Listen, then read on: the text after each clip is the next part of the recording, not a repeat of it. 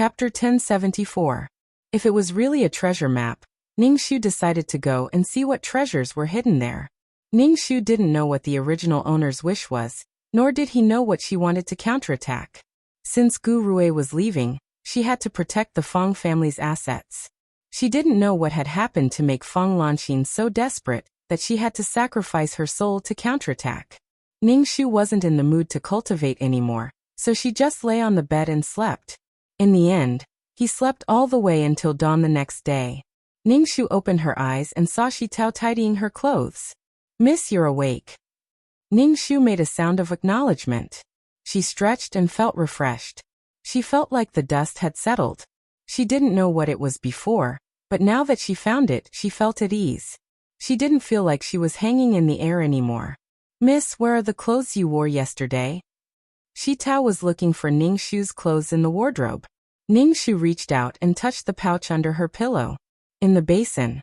I didn't sleep well last night, so I took a bath," Ningxu said.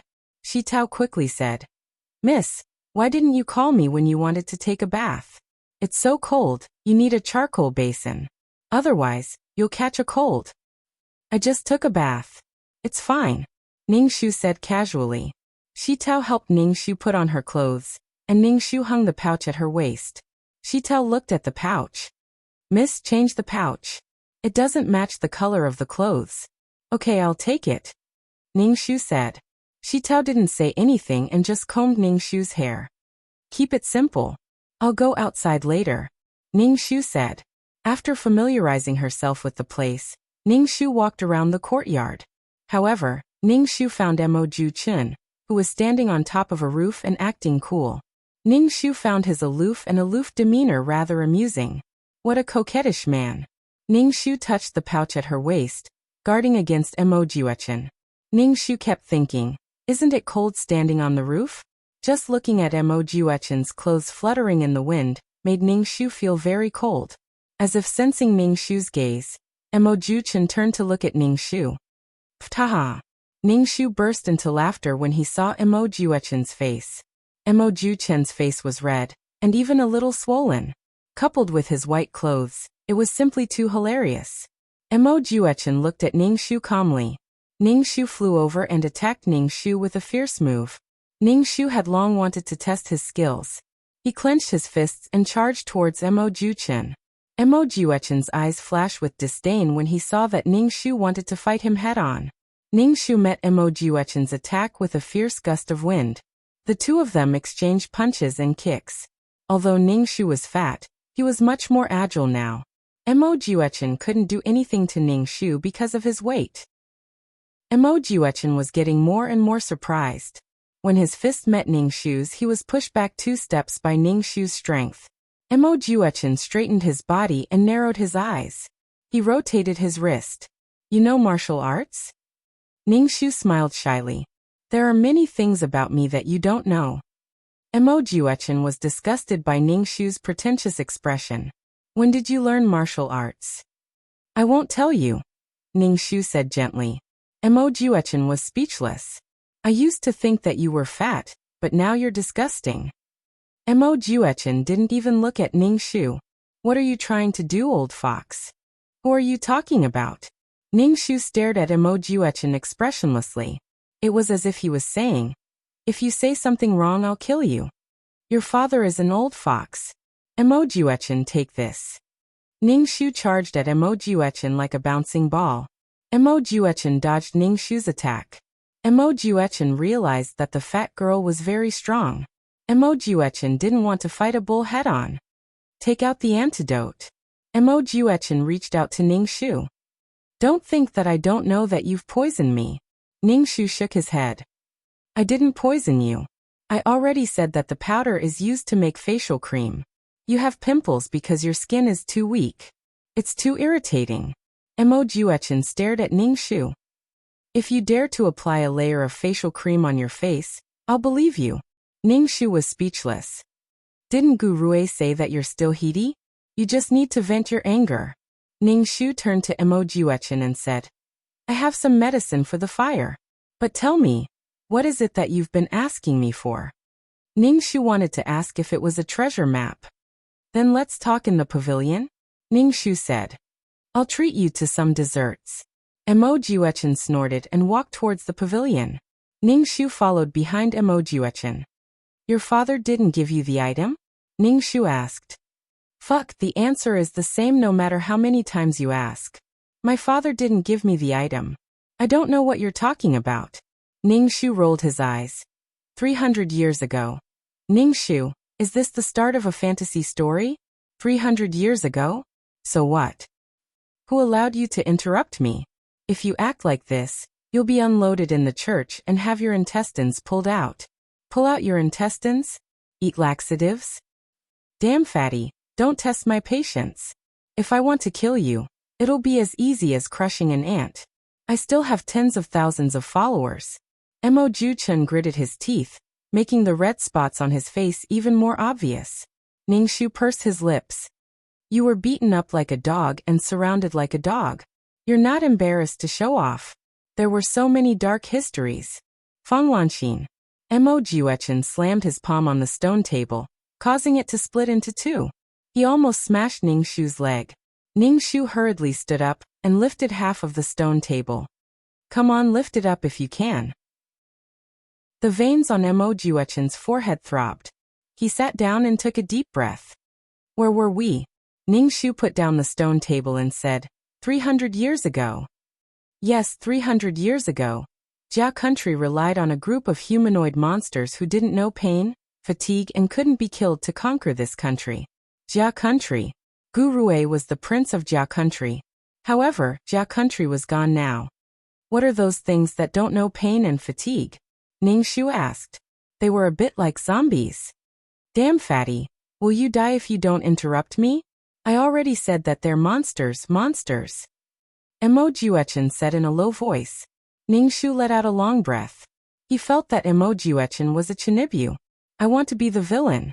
I want to kill people. I can't stand those sanctimonious people. Continue, Ningxu said. After Jia country was established, these monsters disappeared. Even the imperial tutor, who controlled them, disappeared. Even when Jia country's royal family was forced to abdicate, the imperial tutor didn't appear. I have a question. Can the imperial tutor live until Jia country is destroyed? Ningxu raised his hand and asked. Chapter 1075.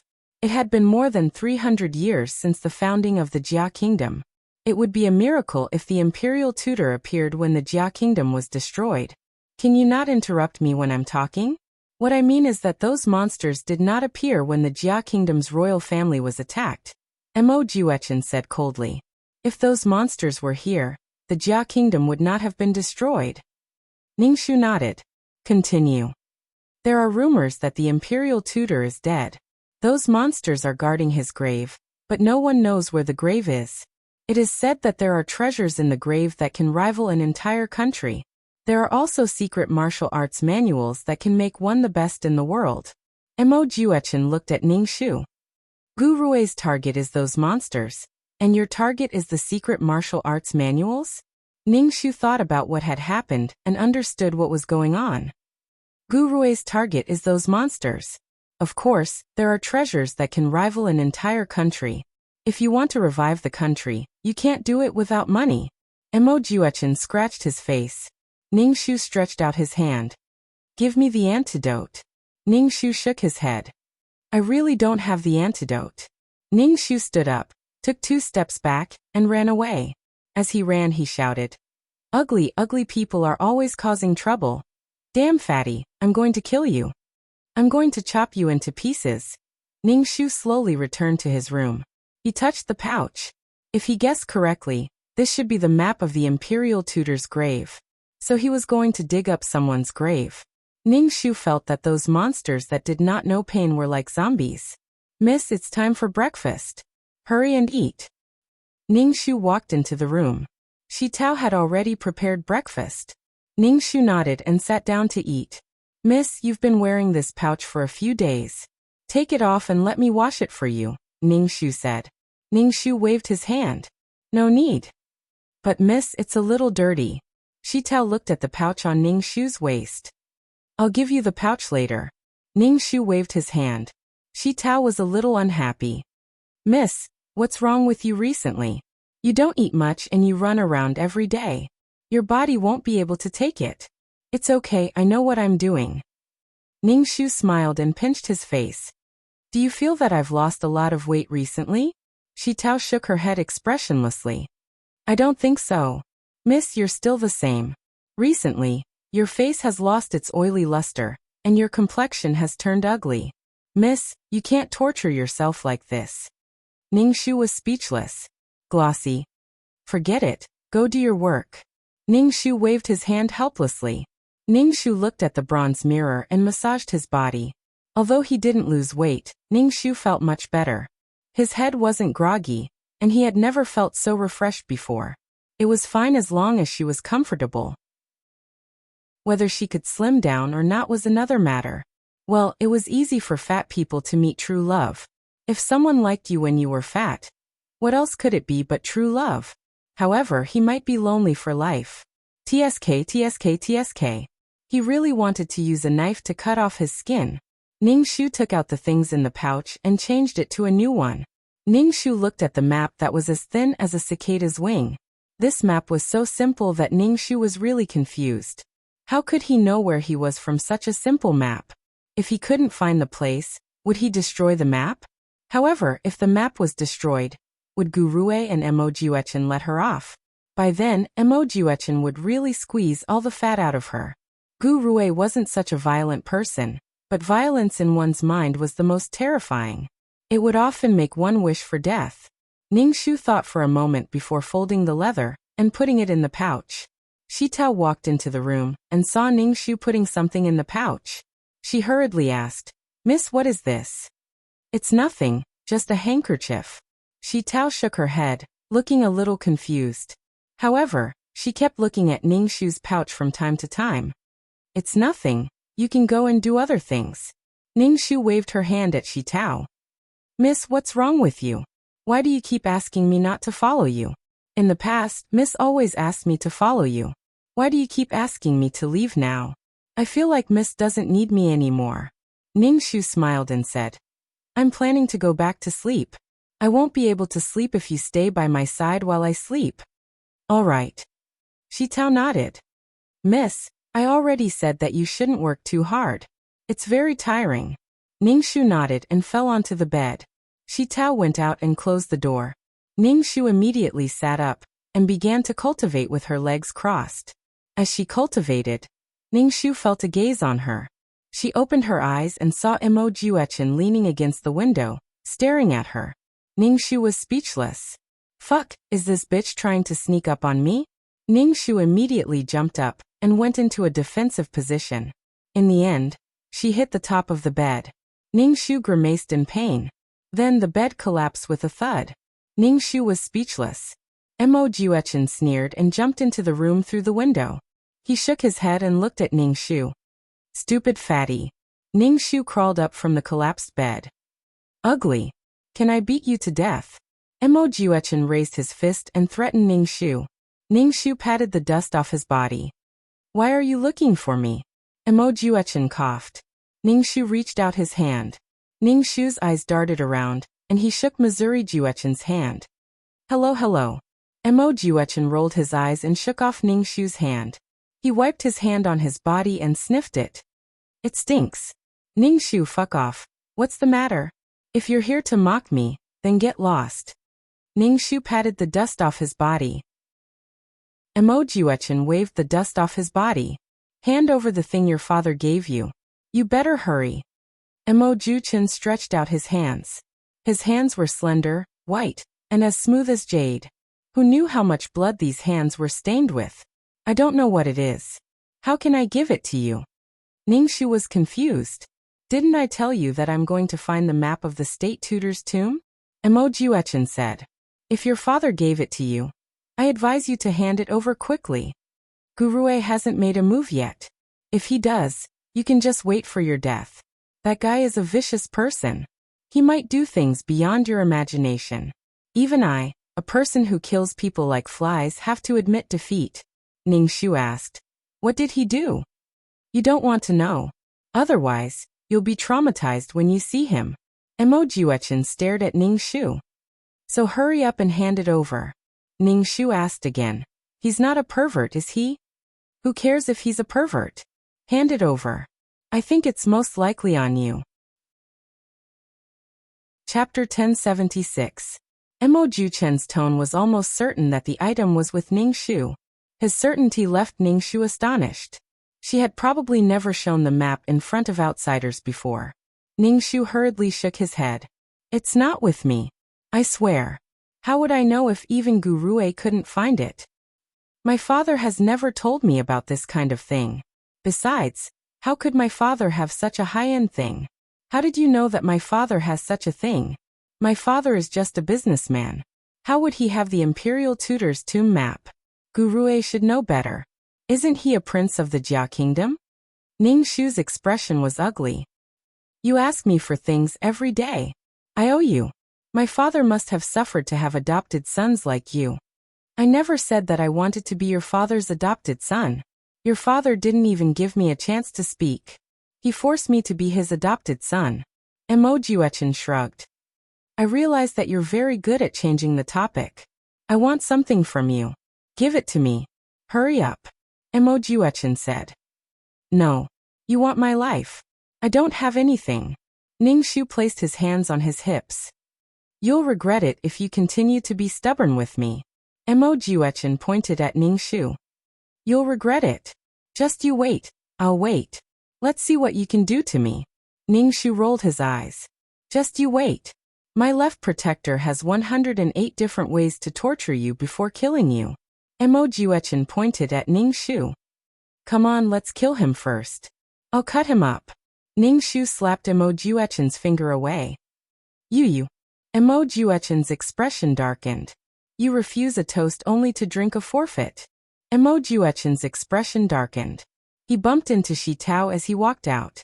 Shi Tao saw Emojuechen leave Ningxu's room and pointed at him. You miss.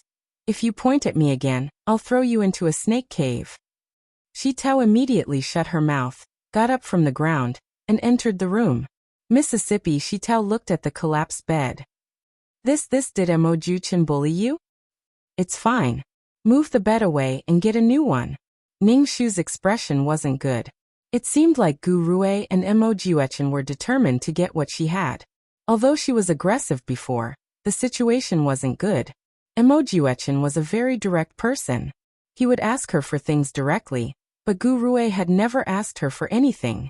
He clearly wanted something, yet he could bide his time. Ningxu touched the pouch on his waist and found that his pouch was gone. Ningxu was startled and hurriedly went to the side of the bed to look for it. It should be the mattress and the pouch. Shi Tao was tidying up the bed and took out a pouch. Miss, is this it? Yes.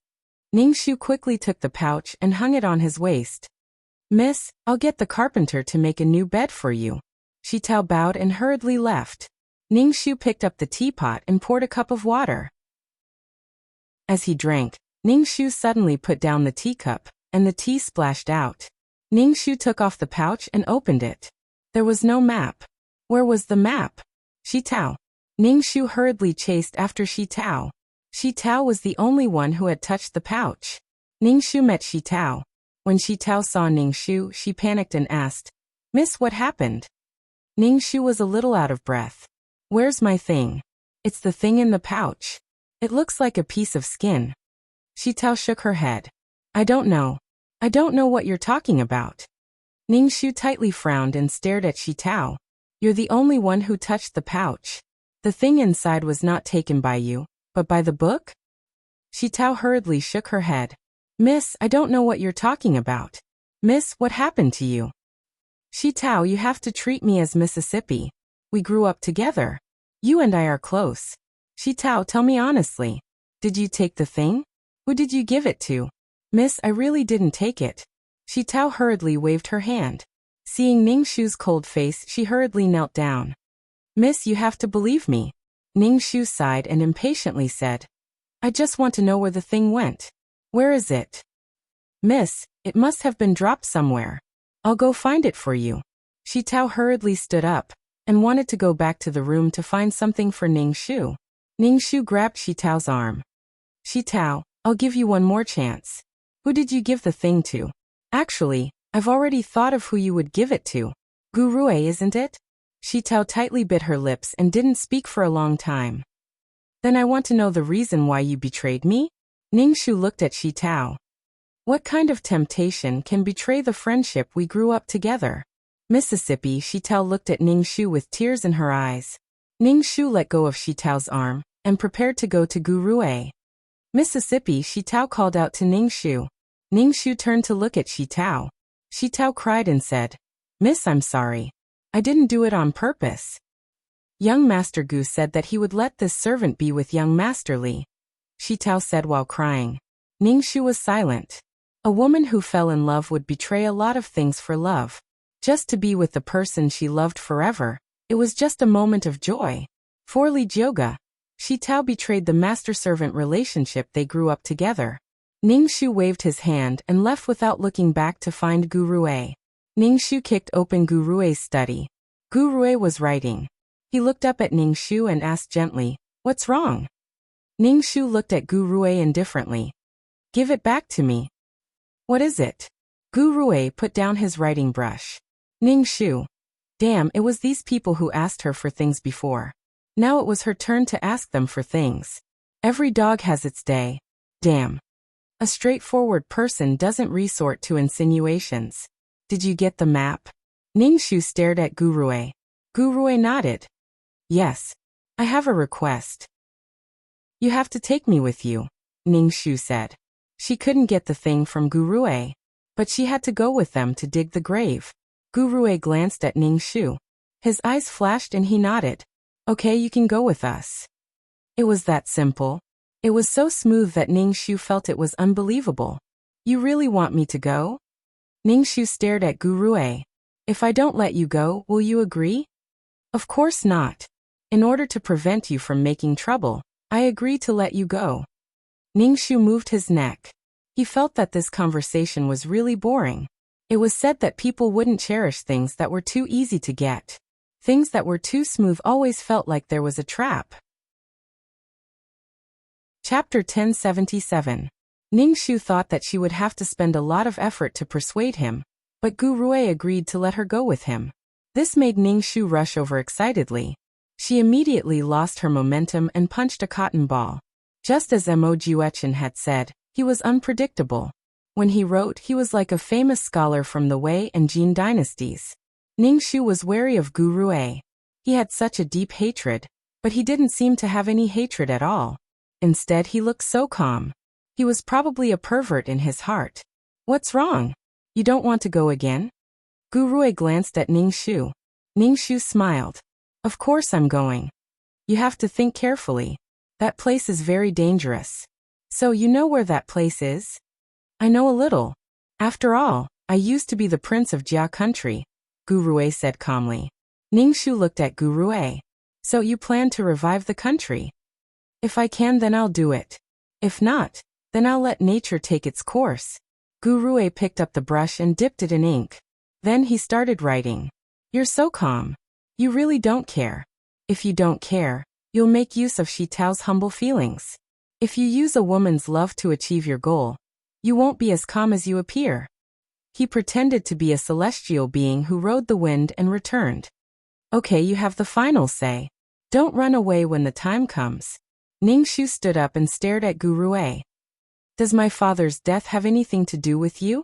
Godfather's death has nothing to do with me. It has nothing to do with me at all. Godfather's death was really caused by an epidemic, Gurue said straightforwardly. That better be the case. If my father's death has anything to do with you, I won't let you off, Ningxu said with a sullen face. Gurue said calmly. In your heart, I'm such a person. Of course you are. Ningxu stared at Gurue. I don't believe you. It doesn't matter to me whether you believe me or not. Ningxu rolled her eyes. Gurue meant that he didn't care about her opinions and emotions at all. In Gurue's eyes, she was nothing. Ningxu rolled his eyes and turned to leave. As he walked out, he met the snow-white Mo Juechen.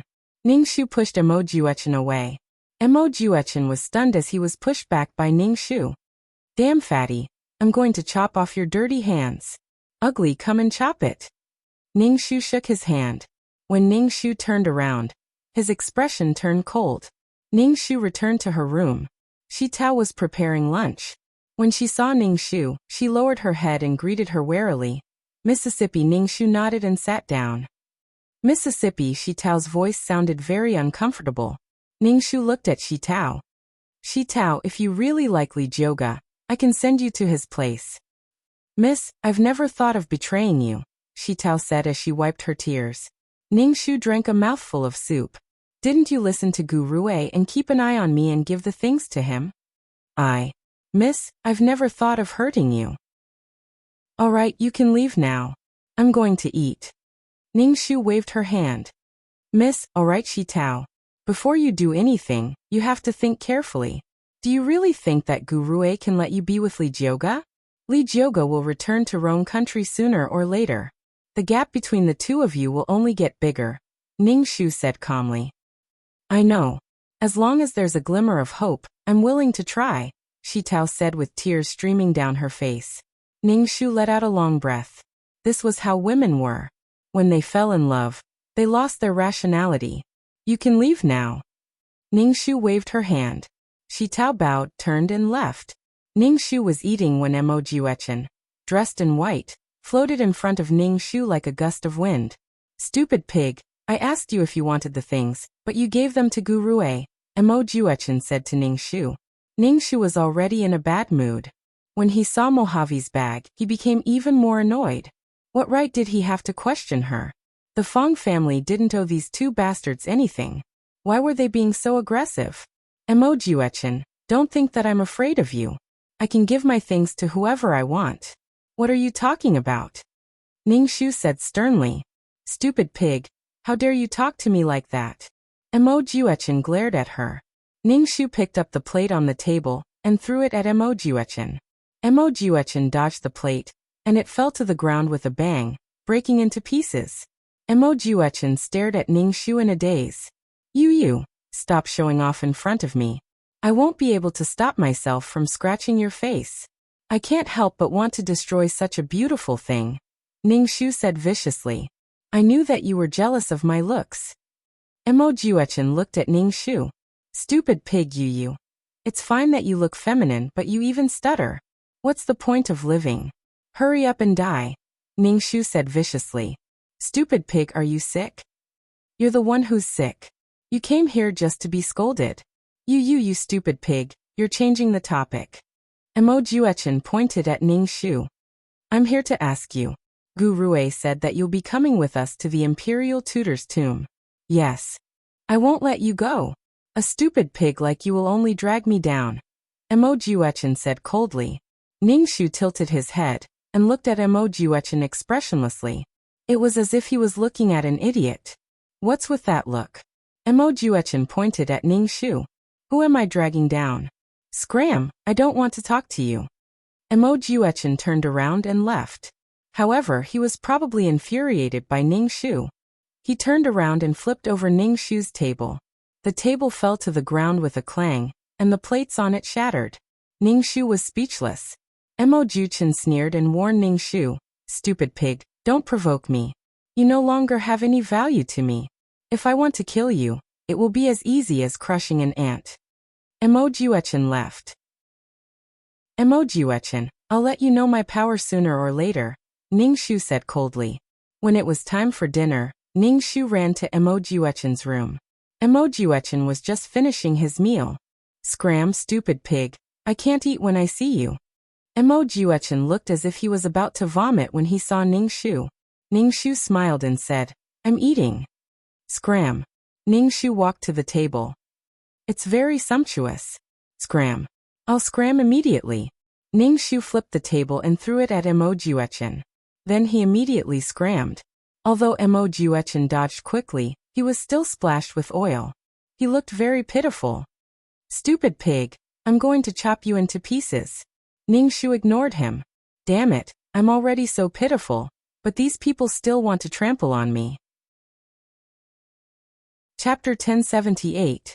Ningxu wasn't happy that Mo Juechen was covered in oil.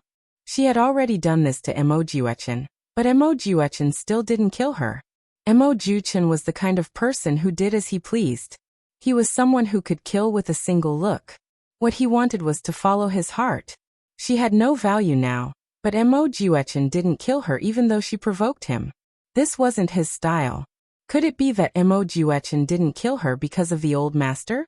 The next day, Gu Rui informed Ningxu that they had to prepare to leave for the imperial tutor's tomb in 3 days. They were going with the company to transport the herbs. Gu Rui asked Ningxu to prepare because they had a long journey ahead of them. Ningxu asked Gu Rui, "Where exactly is this place?" Gu Rui must have found out the secret of the map, but the map was just a simple line drawing. "We can only take one step at a time," Gu Rui said gently. Ningxu didn't believe Gu Rui. They didn't even know the place, and were going to leave without any preparations? Gu Rui just didn't want to tell him. Ningxu didn't ask anymore and said, "I understand." Gu Rui glanced at Ningxu. "The journey will be tough. It's not too late to give up now." "I'll go." "All right, prepare more things in case anything happens." Gu Rui stood up and walked out of Ningxu's room. Ningxu stared at Gu Rui's back until he couldn't be seen anymore. "Miss, where are you going?" Shi Tao and Ningxu asked. Ningxu stared at Shi Tao and said, "Call Uncle Fong over." Uncle Fong was the butler of the Fong family. He was in charge of the Fong family's basic necessities. "Yes," Shi Tao replied. Then she asked, "Why are you looking for Uncle Fong?" "Call him over," Ningxu said. Shi Tao was confused and went to call Uncle Fong. Uncle Fong soon arrived. Uncle Fong was over 50 years old, had a goatee, and wore a cotton robe. When he saw Ningxu, he cupped his hands in greeting. "Miss, what do you need from this old servant?" "Uncle Fong, I'm going out with Gu Rui. I don't need so many servants. Ask Yaxi to come over and dismiss some servants." "Miss, where are you going?" Uncle Fong asked in surprise. "Miss has never traveled far before. It's too dangerous outside. I went with Gu Rui to deliver the herbs. Now that father is gone, I have to learn how to do the Fong family's business," Ningxu said. "Young Miss has grown up. This old servant will do it now. Young Miss, bring 2 more guards with you when you go out." Uncle Fong cupped his hands and was about to leave when Ningxu stopped him. "Uncle Fong, take Shi Tao away." Shi Tao was in a daze, unable to regain her senses for a while. Uncle Fong glanced at Shi Tao and asked, "Miss, are you going to sell Shi Tao to that kid?" Ningxu nodded. "Miss, don't sell me. I beg you." Shi Tao knelt down and grabbed Ningxu's clothes. Ningxu took a sip of tea and said, "You can betray our relationship as master and servant. Why can't I sell you?" "Miss, I beg you. We grew up together. I beg you, please don't sell me. Otherwise, I don't know where to go. I beg you." Shi Tao cried sadly. Her face was full of fear and confusion. Shi Tao grew up in the Fong family. After leaving the Fong family, the outside world was strange and terrifying to her.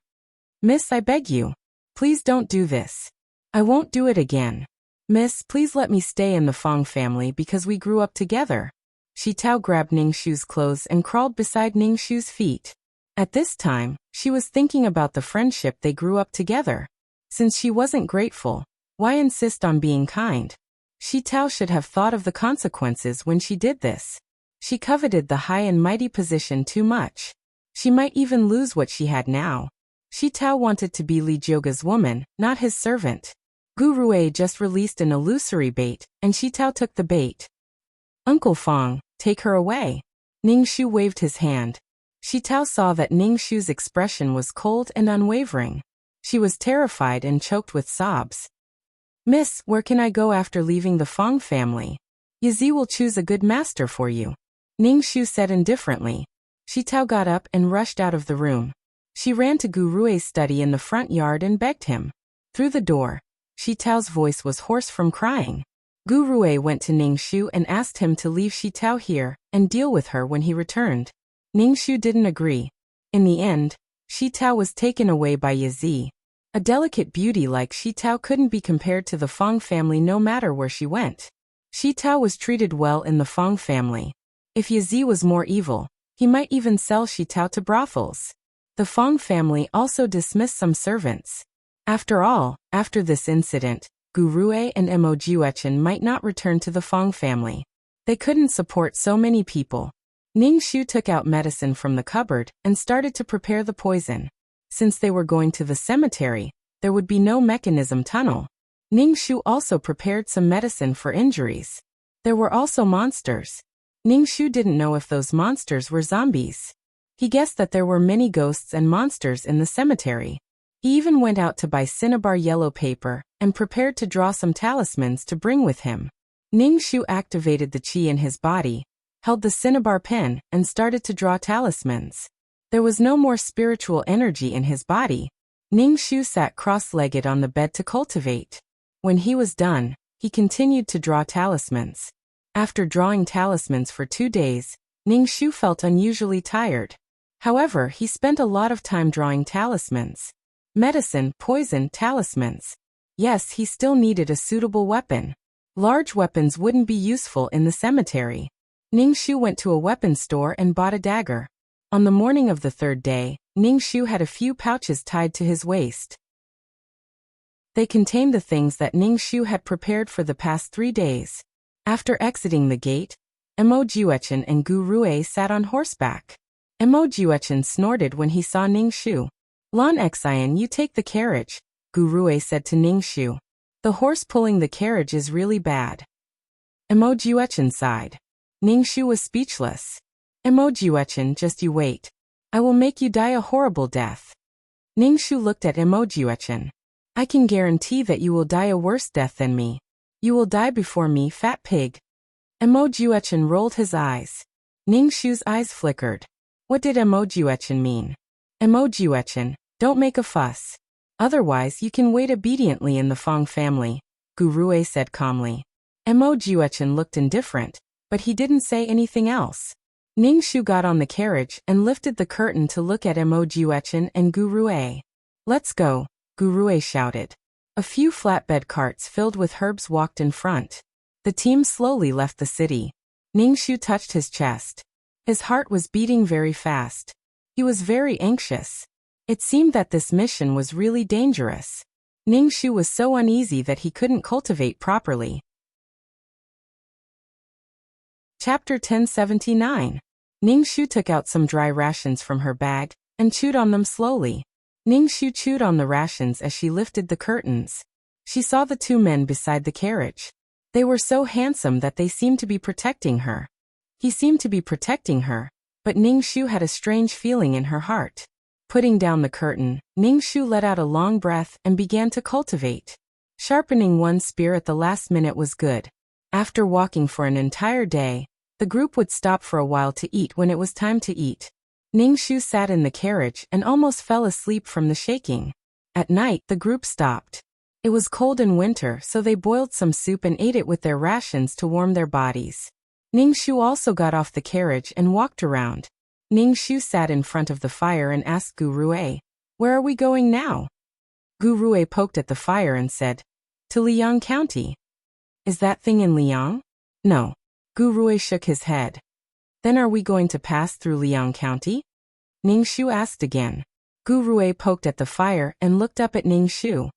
"You don't have to worry about these things." Ningxu was silent. Then what was the purpose of asking her to come along? Ningxu didn't say anything and returned to the carriage to cultivate. No matter what happened, he had to be strong enough to protect himself. The next day the group set off again. The journey was boring.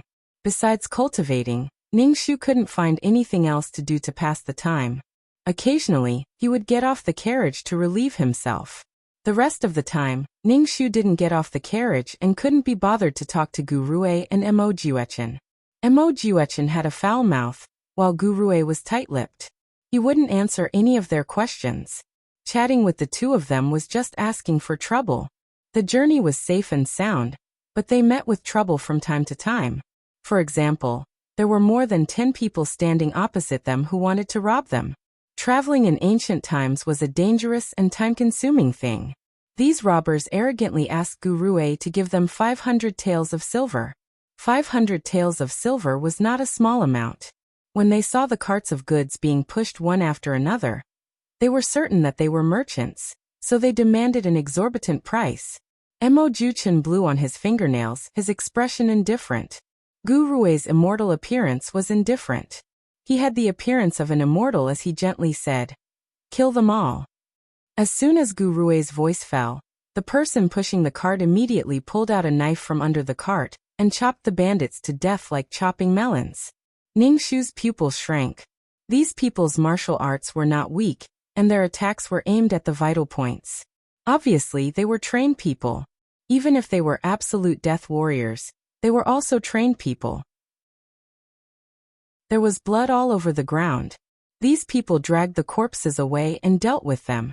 Not long after, these people returned as if nothing had happened and continued to push the carts away. Ningshu glanced at Gu Rui. Gu Rui glanced at Ningshu and met Ningshu's eyes. Ningshu saw the deep indifference in his eyes. Gu Rui immediately looked away and said, "Let's go." Killing people was like killing chickens, indifferent as if it was not a big deal. Ningshu did not sympathize with these bandits. If they were unarmed today, it was likely that their corpses would be buried in the wilderness. The group continued to move forward. Ningshu was so bored in the sedan that he was about to go moldy. Gu Rui specially chose a remote place to go. It had been almost 10 days since they had set off, but Ningshu had not stayed in an inn or slept on a bed. Ningshu did not care about these, but his heart was not up or down. He did not know where to go. That was the most worrying thing. Gu Rui was really, ever since he found out that these servants were martial artists, Ningshu became even more vigilant. It was very inconvenient for a woman like her to be in this group. Moreover, she tended to be a burden. Why did Gu Rui want to bring her along? Although she had not known Gu Rui for long, she knew that Gu Rui was a scheming person. There must be some use for him to bring him along. Ningshu could not think of any use for her. The group continued to move forward and finally settled down in a small town. The goods were all placed in a small medicine shop. The group settled down in an inn. It was snowing lightly and the weather was very cold. Ningshu had chi in his dantian, and he was wearing many clothes. Even so, he felt a bone-piercing cold. Ningshu sat on a stool and held a teacup with both hands. He asked Gu Rui, "Have we arrived at our destination?" "We have," Gu Rui said. Ningshu was very curious about how Gu Rui had figured out the map. "It's nearby," Ningshu asked. Gu Rui nodded. "We're finally here. The day when I dominate the martial arts world is not far away." Mo Juechen stretched his neck, his brows filled with eagerness and desire.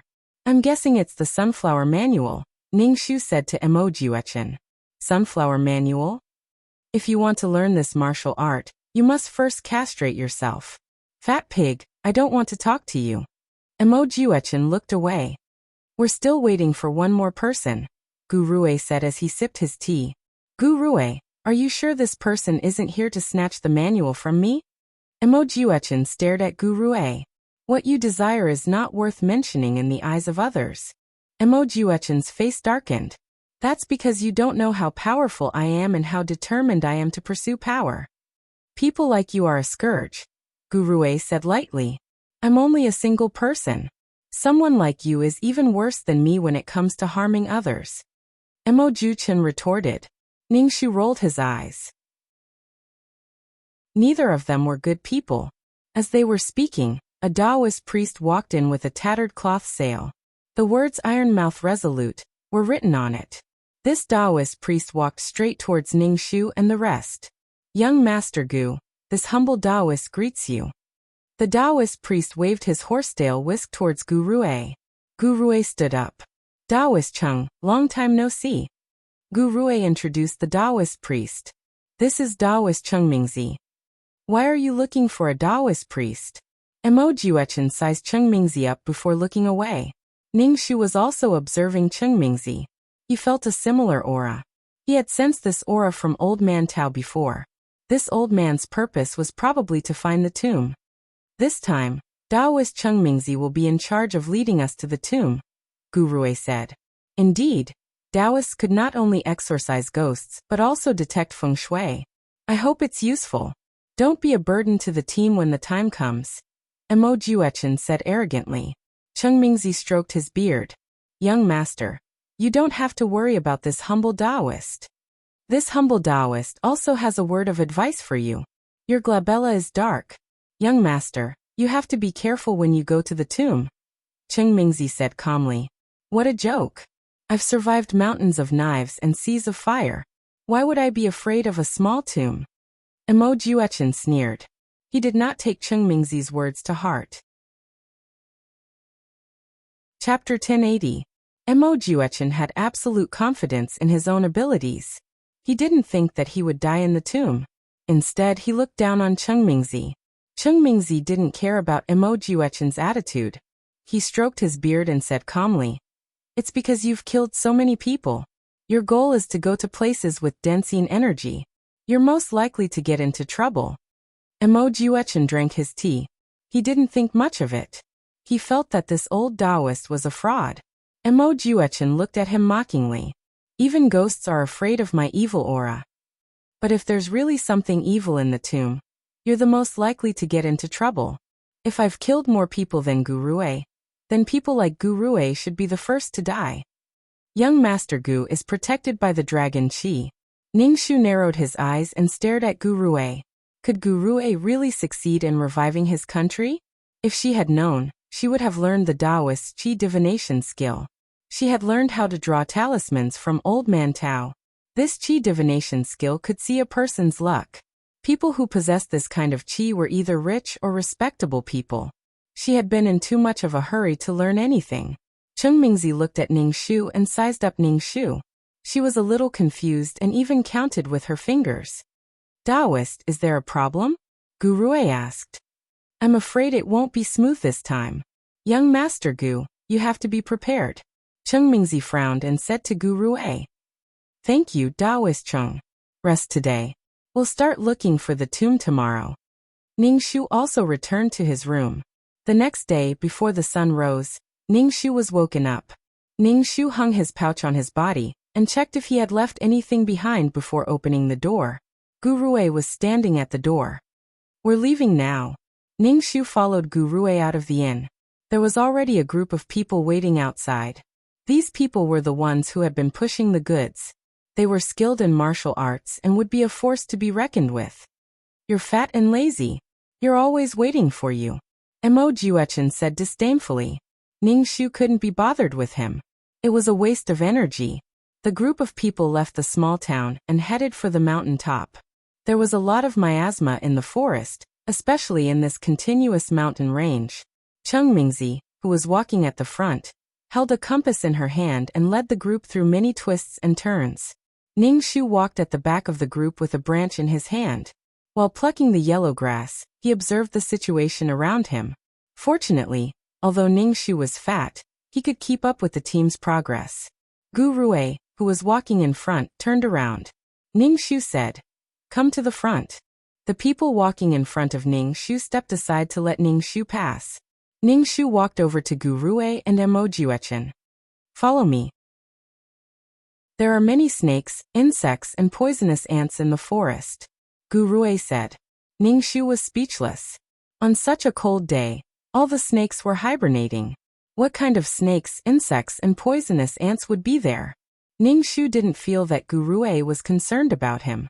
There was a faint sense of coercion. Cheng Mingzi, who was walking in front, was holding the compass in her hand. After walking for some time, Ningxu felt that his feet were hurting. He didn't know how long they had been walking in this continuous forest.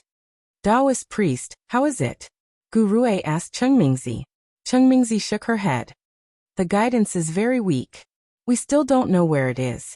Gu Rui didn't look arrogant or impatient. He didn't seem to be anxious at all. He was calm and composed. Ningxu couldn't help but admire him. Let's rest for a while and eat something, Gu Rui said. Everyone immediately took out their own dry rations and started eating. Ningxu also took out his dry rations and chewed slowly. He touched the pouch at his waist and felt more at ease. When the time came, she would have the ability to protect herself in the tomb. Taoist priest Cheng, eat something. Gu Rui handed Cheng Mingzi a set of dry rations. Thank you, young master. Taoist priest Cheng placed the compass in the pouch and ate the dry rations. His eyes kept glancing at Ningxu. Ningxu naturally sensed Cheng Mingzi's gaze. He looked at Cheng Mingzi and asked, Taoist priest, why are you staring at me like that? Do I look like the Empress Phoenix? Gurue. Cheng Mingzi stroked his beard.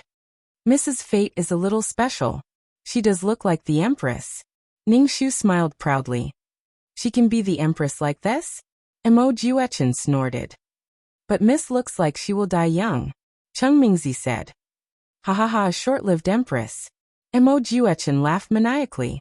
She obviously looked like she would die young. Otherwise, she wouldn't have entered the mission so early. Ningxu didn't know the plot, and didn't know what was going on. Ningxu glanced at Mo Juechen. Why are you laughing? Your glabella is turning black. You might not be able to come back alive. Let's see who dies first. In any case, you'll definitely die before me. Mo Juechen rolled his eyes. Ningxu narrowed his eyes. Mo Juechen had already said this a few times. It seemed like he was certain that he would die. Why was Mo Juechen so certain that he would die? Could it be that she really couldn't return? Ningxu's eyelids twitched. He lowered his head and ate his rations. The group rested for a while before continuing their search for the Imperial Tutor's tomb.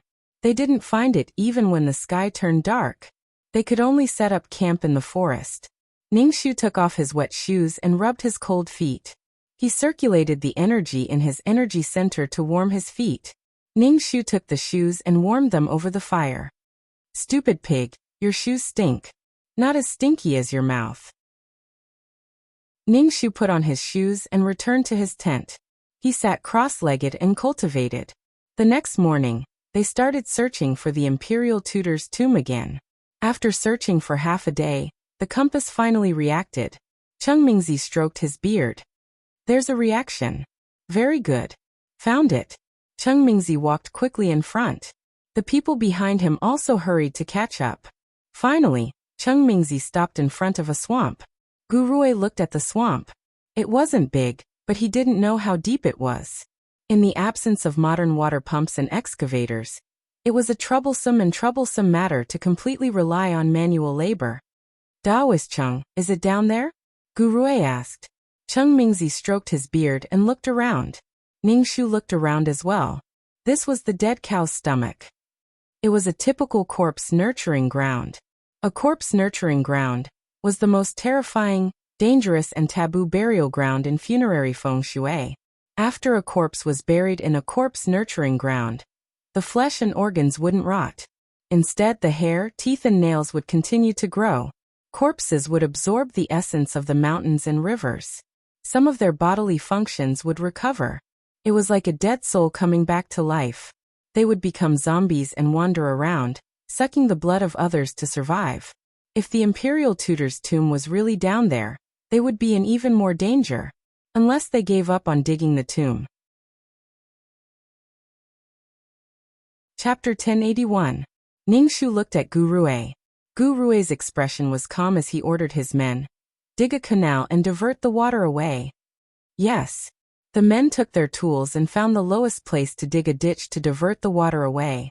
After diverting the water away, they still had to clear the mud.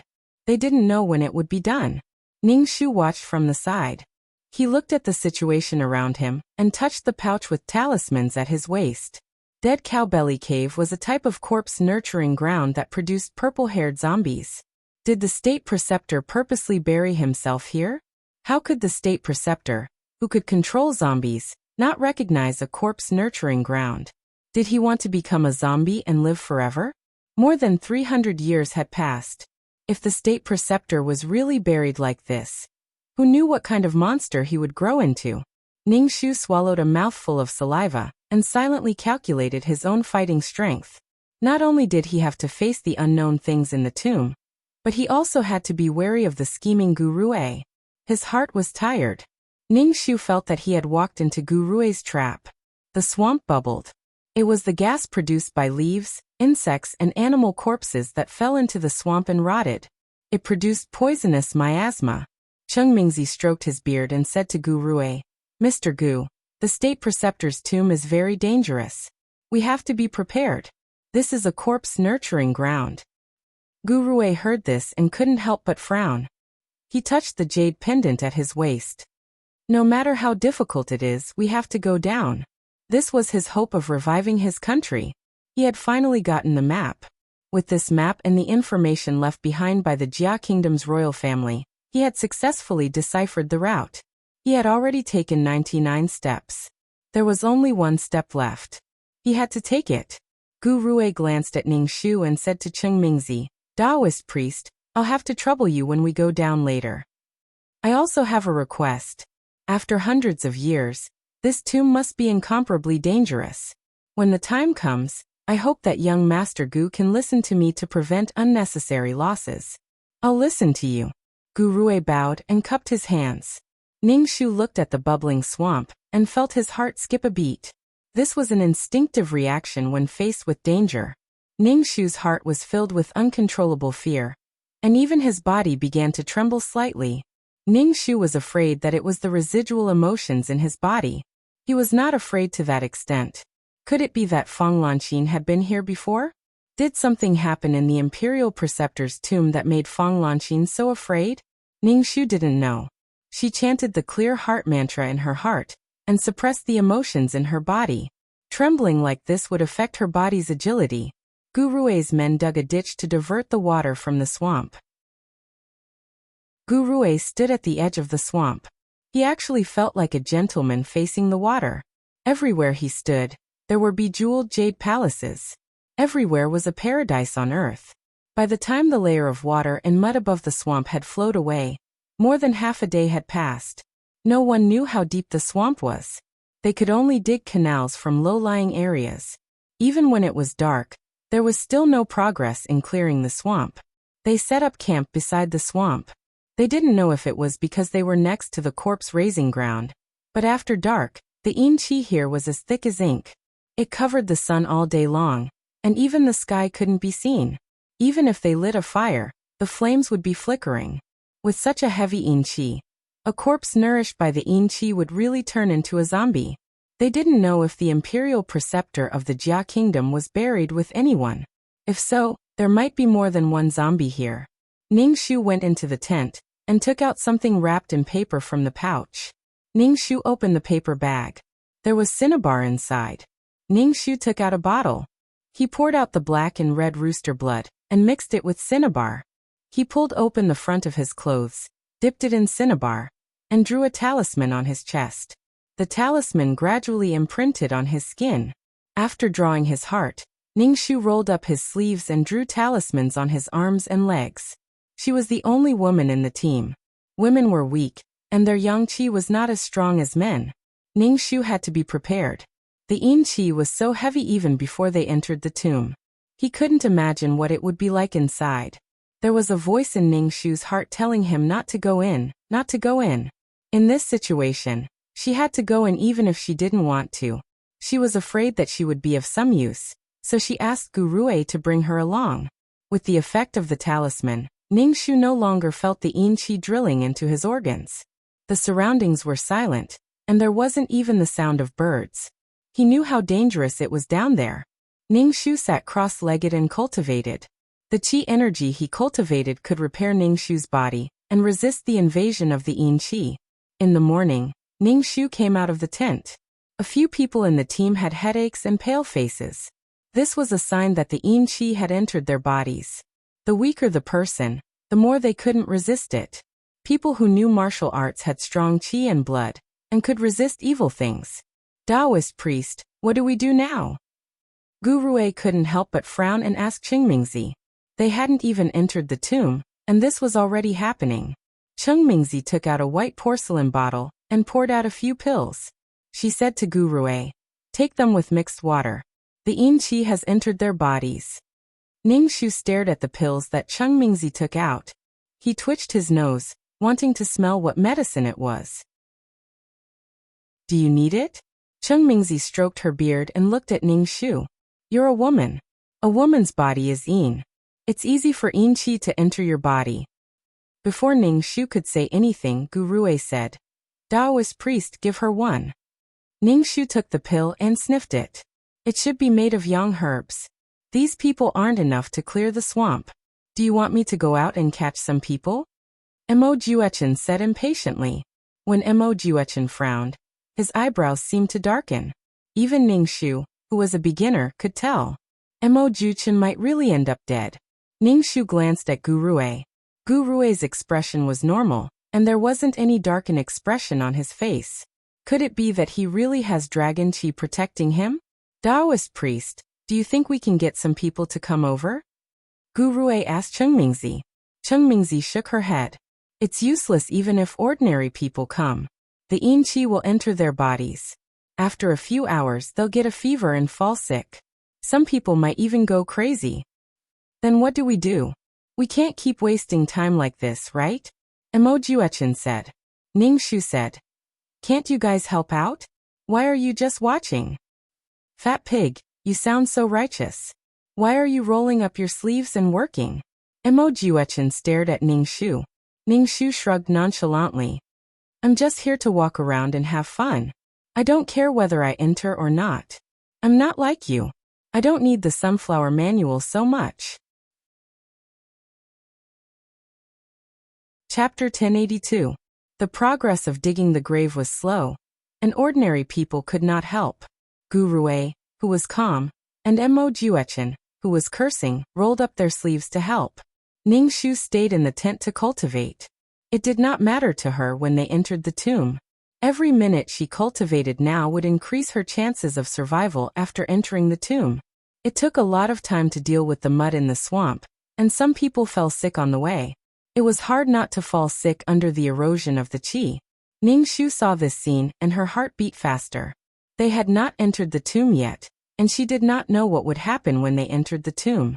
Ningxu became more and more frightened at the thought of entering the tomb. Her hair stood on end. It must be very dangerous down there. Ningxu took a deep breath and continued to cultivate. Occasionally, she would go to the swamp to see if there were any herbs. Ningxu was a little worried that the powder she made before was not enough. She did not have any magic weapons that could expel evil spirits. It was just an ordinary dagger. Ningxu thought about it and mixed the red cinnabar and male blood to draw a charm on the dagger. This dagger could be used to eliminate some evil spirits that were not so powerful. Ningxu tied the dagger to her leg. If anything happened, she could bend over and pull out the dagger. Although there were medicine, poison, and talismans, Ningxu still felt uneasy. Ningxu did not want to enter the tomb. She wanted to leave secretly, but Gu Rui sent 3 people to follow her. As long as she left the swamp, they would send people to guard her. They said that they were protecting her, and that it was too dangerous here. She should not run around. Ningxu stared at the palms of these people. There were calluses on the palms of their hands. It was obvious that they were people with high martial arts skills. Ningxu kept thinking in her heart. Should she leave or enter the tomb? Should she take the risk or save her life? Ningxu found that when there was no plot, she was really restricted. Because she did not have the golden finger of a prophet, she could not understand the people around her in a short time. In the past, she had the perspective of a god. Now, she could only rely on her own eyes to analyze and judge. However, Ningxu was finally certain that the key to the original owner's counterattack was Gu Rui. Something must have happened in the tomb. Since they were going to counterattack, they had to go down the graveyard no matter what. Even though they knew that there was a tiger in the mountain, they still went up the mountain. Ningxu hammered the ground. He was courting death. In addition to the counterattack, Ningxu also wanted to see if there were any treasures in the tomb that could attract Cheng Mingzi. For someone like Cheng Mingzi, what she pursued was nothing more than the great Tao or longevity. Ningxu weighed the pros and cons in his mind and decided to stay. He behaved very obediently. After several days of hard work, more than 20 people finally cleared the swamp. The cleared swamp was shaped like a bowl. Gu Rui's hoe hit a hard object, like a stone slab. Clean it up, Gu Rui said to his subordinates. His subordinates immediately used their hands to push away the remaining silt, revealing the stone slabs. The stone slab was very flat. There should be a passageway under the stone slab. Gu Rui's eyes lit up with joy. He said to Cheng Mingzi, who was standing by the shore, "Taoist priest, come over and take a look?" Cheng Mingzi looked at the stone slab and wiped it with her hand. There were 2 messy words carved on the stone slab. Death. Ningxu squeezed over to look at the words on the stone slab. They were carved in a hurry. In such a hurry. How could he have the time to carve words instead of running away? Chengmingzi closed her eyes. Her lips moved slightly. She pinched her fingers and finally opened her eyes. She seemed to have made up her mind. Young master, let's open the tomb. Open, Gurue said in a low voice. His subordinates took out their shovels and dug the soil around the stone slab. The stone slab was very thick. Ningxu saw that they were about to open the tomb, and immediately moved away. Being buried under the swamp, the air was not circulating.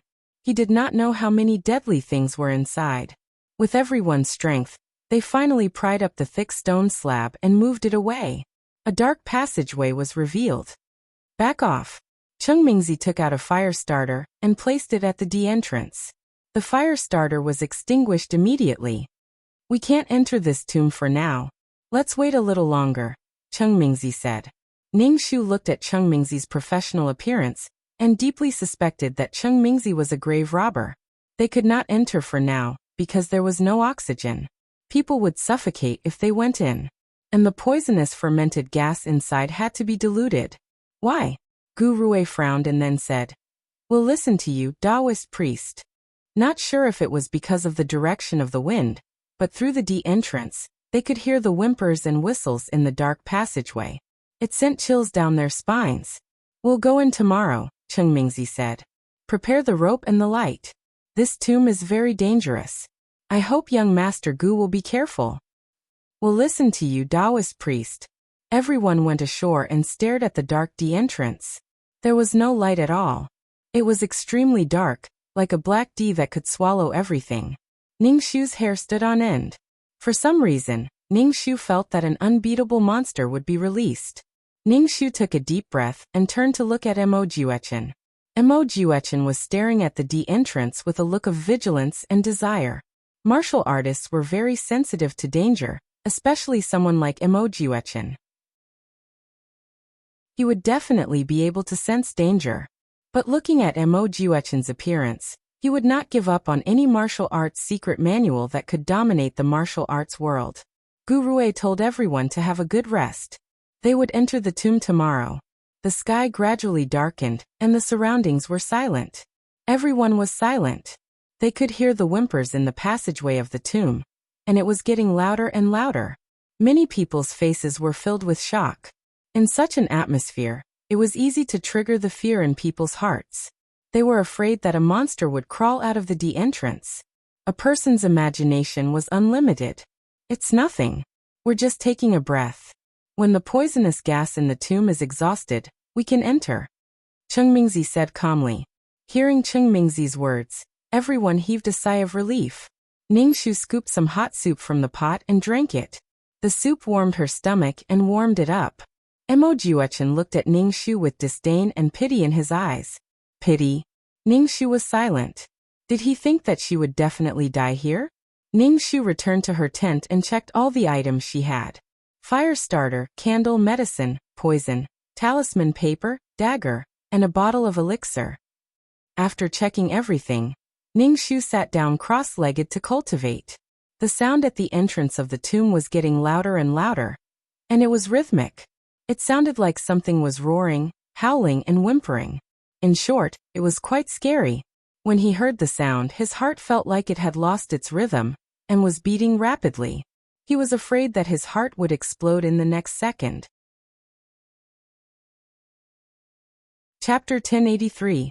The magnetic field around him was messed up, and his body couldn't take it anymore. Ningxu stopped cultivating and hurriedly took out a talisman paper from her purse. She pinched the talisman paper and pressed it on her head. Only then did her heartbeat slow down. If her heart continued to beat faster and faster, she would eventually die. Someone cried out in pain outside the tent. Ningxu opened the tent and saw a few people lying on the ground, clutching their hearts. Chengmingzi pressed the handle of her horsetail whisk on the forehead of the person whose heart was spasming. She pulled open his clothes, bit her finger, and drew a talisman on the person's chest. Ningxu stared at the talisman Chengmingzi was drawing. She reached out her hand and imitated her. She had never seen this talisman before. With Chengmingzi's help, The person breathed heavily and calmed down. Ningxu walked closer and stared at the person's chest. She looked at the talisman and even imitated it. This talisman was filled with spiritual energy, and it only relied on Chengmingzi's blood. She had to learn it. After all, it was the modern era when she became a Maoshan Taoist. Many ancient things had been lost. Gu Rui saw that Ningxu was fine and raised his eyebrows. Are you okay? I'm not. I feel terrible, but I'm holding on. Ningxu had been imitating Chengmingzi's talisman. Gu Rui ignored Ningxu and stared at the entrance of the tomb with a serious expression. Gu Rui had always been confident, but he couldn't help but frown in the face of such an invisible enemy. This is not good. Emojuechen sighed. Gu Rui didn't say anything, but his attitude was firm. Chengmingzi had drawn talismans on everyone. Emojuechen didn't want to draw them, but he had to listen to the professionals in such a strange situation. Give me your hand. I'll draw on your wrist, Chengmingzi said to Ningxu. His face was pale under the flickering bonfire. Obviously, drawing so many talismans was a burden for him. Ningxu rolled up his sleeves and extended them in front of Chengmingzi. Chengmingzi squeezed her fingers and blood seeped out. She drew a talisman on Ningxu's wrist. His movements were smooth and practiced. Ningxu could feel that Chengmingzi's blood was boiling hot. It was hotter than the average person's blood. The warmth spread from his wrist to every corner of his body. This talisman was of a higher level than hers. Ningxu stared at the talisman and praised sincerely. Taoist priest, you're amazing. Chengmingzi only shook his head. His expression was grave. He had not even entered the tomb, but he had already exhausted his energy. Ningxu gave Chengmingzi a pill. Taoist priest, this is to replenish your qi and blood. Try it. She had secretly made this pill. It was only made with some ordinary materials. It could not be compared to the spiritual herbs in the cultivation world. Chengmingzi did not care at first, but when she saw the pill in Ningxu's hand, she was stunned. She quickly snatched the thing in Ningxu's hand and sniffed it. Where did you get this? Chengmingzi asked Ningxu. Even Gu Rui and Emojuechen stared at Ningxu. My father gave it to me. My father said that he sought it from a wandering expert. I heard that it can cure illnesses. You should eat it. Ningxu was the type of person who would not do anything for no reason. She had her eyes on Chengmingzi's amulet. This is good stuff. Chengmingzi took the pill. After 15 minutes, Chengmingzi's face was no longer as pale. Do you have more of this? Chengmingzi asked Ningxu while waving her horsetail whisk. Ningxu took out a porcelain bottle and said, I have 2 more. Taoist priest, do you want them? I can give them to you. Chengmingzi wanted them. He stroked his beard. I can't accept such things. Taoist priest, teach me how to draw talismans. How about exchanging these 2 pills? Ningxu said as he shook the bottle. Chengmingzi thought for a moment. These talismans are very complicated. It's not something that can be learned in a day or 2. How about this? I'll give you this book. Chengmingzi took out a book from her cloth bag. It looked very old. Ningxu quickly grabbed the book and flipped it open. It was all kinds of talismans. Ningxu smiled and said, Thank you, Taoist priest. This is for you. Ningxu took the talisman book back to the tent and studied the talismans carefully. Ningxu knew how to draw talismans. As the saying goes, if you master one thing, you will be able to draw all kinds of talismans. These talismans were more complicated than the ones Ningxu had in modern times. The ones in modern times were all simplified versions. Although the power of the complicated talismans was great, it was also very taxing on the body. Ningxu took out a cinnabar brush and tried to draw one. However, it was very difficult to draw at the beginning. Once he stopped, the talisman would fail. Ningxu kept practicing until the qi gene in his dantian ran out.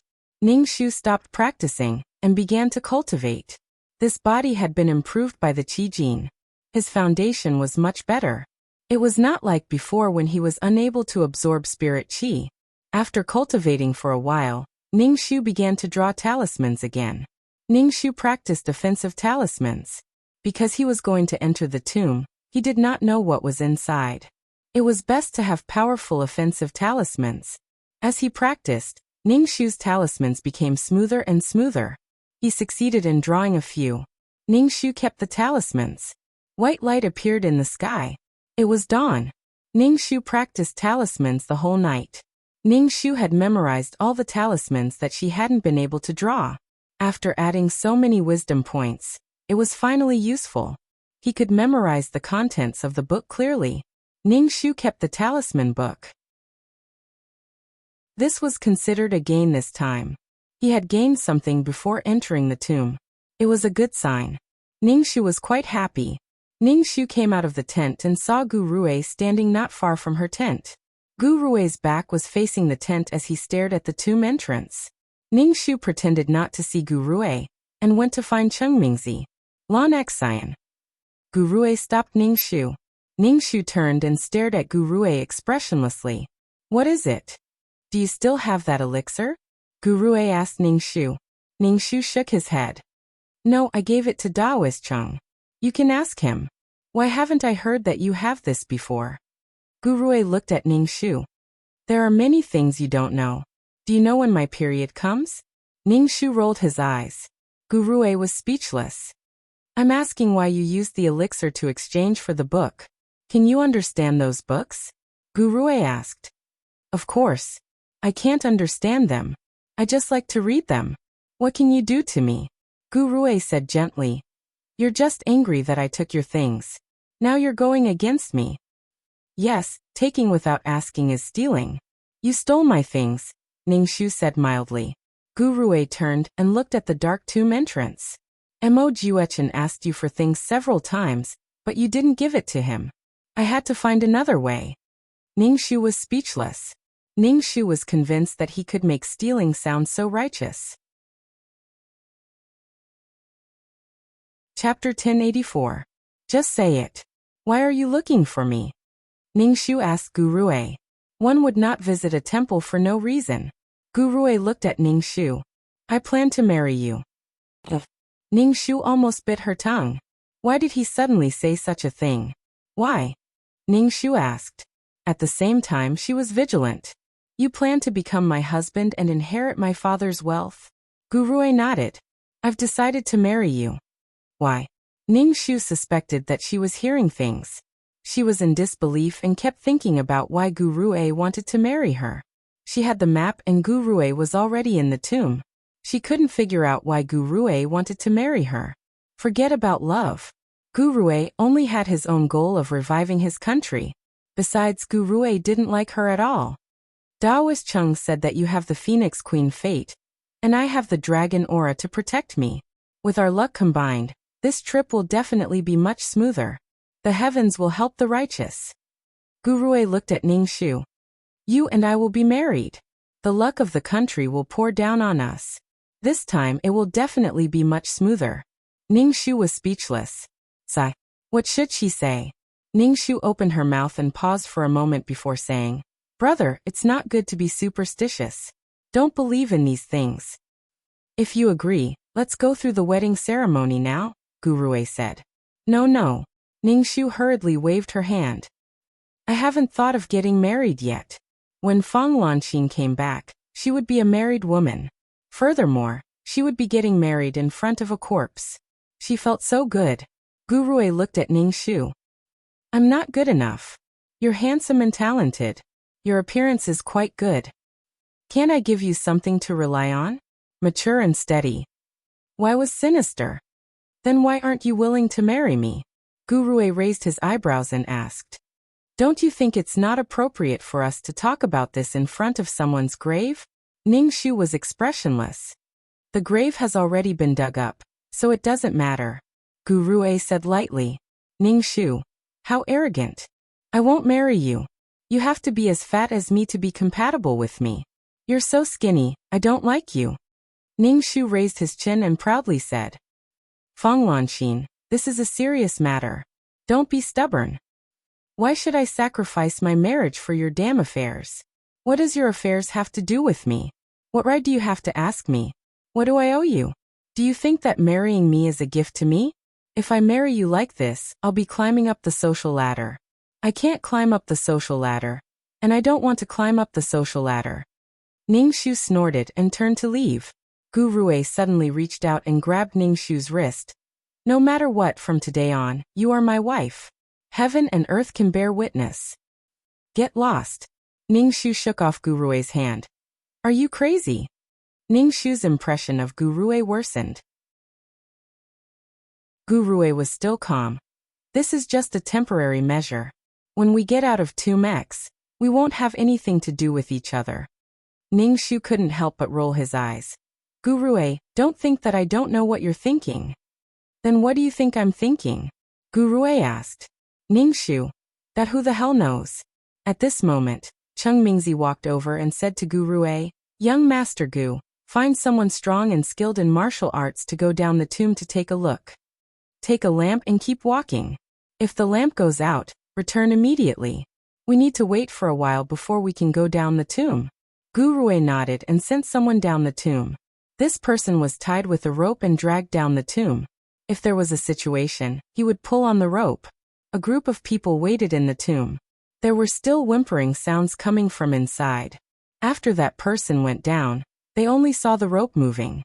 It was pitch black inside, as if it had been swallowed up. The people guarding outside felt their hair stand on end. Ningxu took out some dry food to eat. No matter what, he had to fill his stomach first. After a while, the rope stopped moving. There was also no movement inside. Gu Rui frowned and reached out to pull on the rope. The rope was very light. Gu Rui closed his eyes. Indeed, the rope was pulled up. The rope had been bitten off by something. But from the beginning to the end, no cries for help could be heard. What exactly is inside? Mo Jiuchen squatted down and stared at the rope. Ningxu also looked at the rope. It was wet, which meant that there was water in Tomb X. Daoist Cheng, can we go in now? Gu Rui asked Daoist Cheng. Daoist Cheng's expression was serious. Young Master Gu, the situation below is more dangerous than we expected. I don't recommend going down. I'm afraid we will die here. Gu Rui was in a daze. Finally he said, let's go. Life and death are up to fate. Daoist Cheng sighed. I'm willing to enter the tomb with young Master Gu. Enter the tomb, Gu Rui said in a low voice. They tied the rope to a tree not far away and slid down the tomb. There was water in the tomb. It was knee-deep. It was bone-chilling and murky. This tomb was under a swamp. No matter how tight it was, water would have seeped in. Moreover, it had been a few hundred years. The water increased the danger. Who knew what was under the water? It would be a surprise attack when people weren't paying attention. Ningxu held a lantern-like lamp in his hand, illuminating the surroundings. She could hear the sound of water dripping from the window. After entering the tomb, they couldn't hear the whimpering sounds. It was quiet all around. There was only the sound of people's breathing and their feet moving in the water. Lan Xan, come to my side, Gu Rui suddenly said. He even turned back and held Ningxu's hand. Ningxu frowned. He didn't let go of Gu Rui. No matter what Gu Rui's motive was, he was willing to protect him. Ningxu was very happy. Gu Rui's subordinates surrounded Gu Rui, Ningxu, Daoist Cheng and Mo Jiuchen. They were obviously protecting them. There was no light at all in the tomb. They couldn't even see their own fingers. They couldn't see the situation in front of them. They walked very slowly. Ningxu activated the qi in his dantian. He was always prepared. He didn't know what attacked them just now. It would definitely appear. He could vaguely hear something coming towards them. It was rustling. Everyone be careful, Gu Rui said. Something is coming this way. As Gu Rui spoke, he held Ningxu's hand tightly. There was a rotten stench. It was so smelly that it was almost suffocating. Ningxu held the lantern and saw black things in the water. These things moved very quickly. In an instant, they covered people and entered people's mouths and stomachs.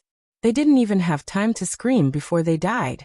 There was no end to these bugs, which gave people goosebumps just by looking at them. Chapter 1085. It's corpse bugs. Run away, Cheng Mingzi said in a low voice. Corpse bugs were a common burial bug, but there were so many of them that it was frightening. Those who knew martial arts reacted immediately. They used their qinggong and ran forward quickly. Those who couldn't run in time were covered by the corpse bugs and turned into bones. Soon even the bones disappeared. These corpse bugs had mutated under the corpse cultivation ground. If these corpse bugs were released, it would be a disaster. No matter how small something was, it would be terrifying if it grew to a large scale. Ants could even kill an elephant. Gu Rui pulled Ningxu and used his qinggong. Ningxu had a direct understanding of Gu Rui's martial arts.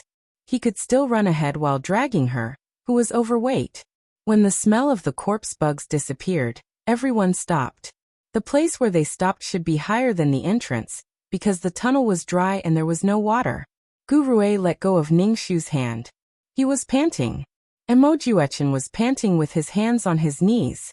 Ningxu took a look. There were more than 20 people before, but now there were only a dozen. Half of them were gone in the first wave. They didn't know what would happen next. Let's go quickly in case the corpse bugs catch up, Chengmingzi said. Everyone started walking again, before they could even catch their breath. However, there was no water in the tunnel, so it wasn't that tiring to walk. As Ningxu walked, she observed the situation in the corridor to see if there were any traps or something like that. It was a smooth journey. They didn't encounter any traps. It was so smooth that it felt abnormal.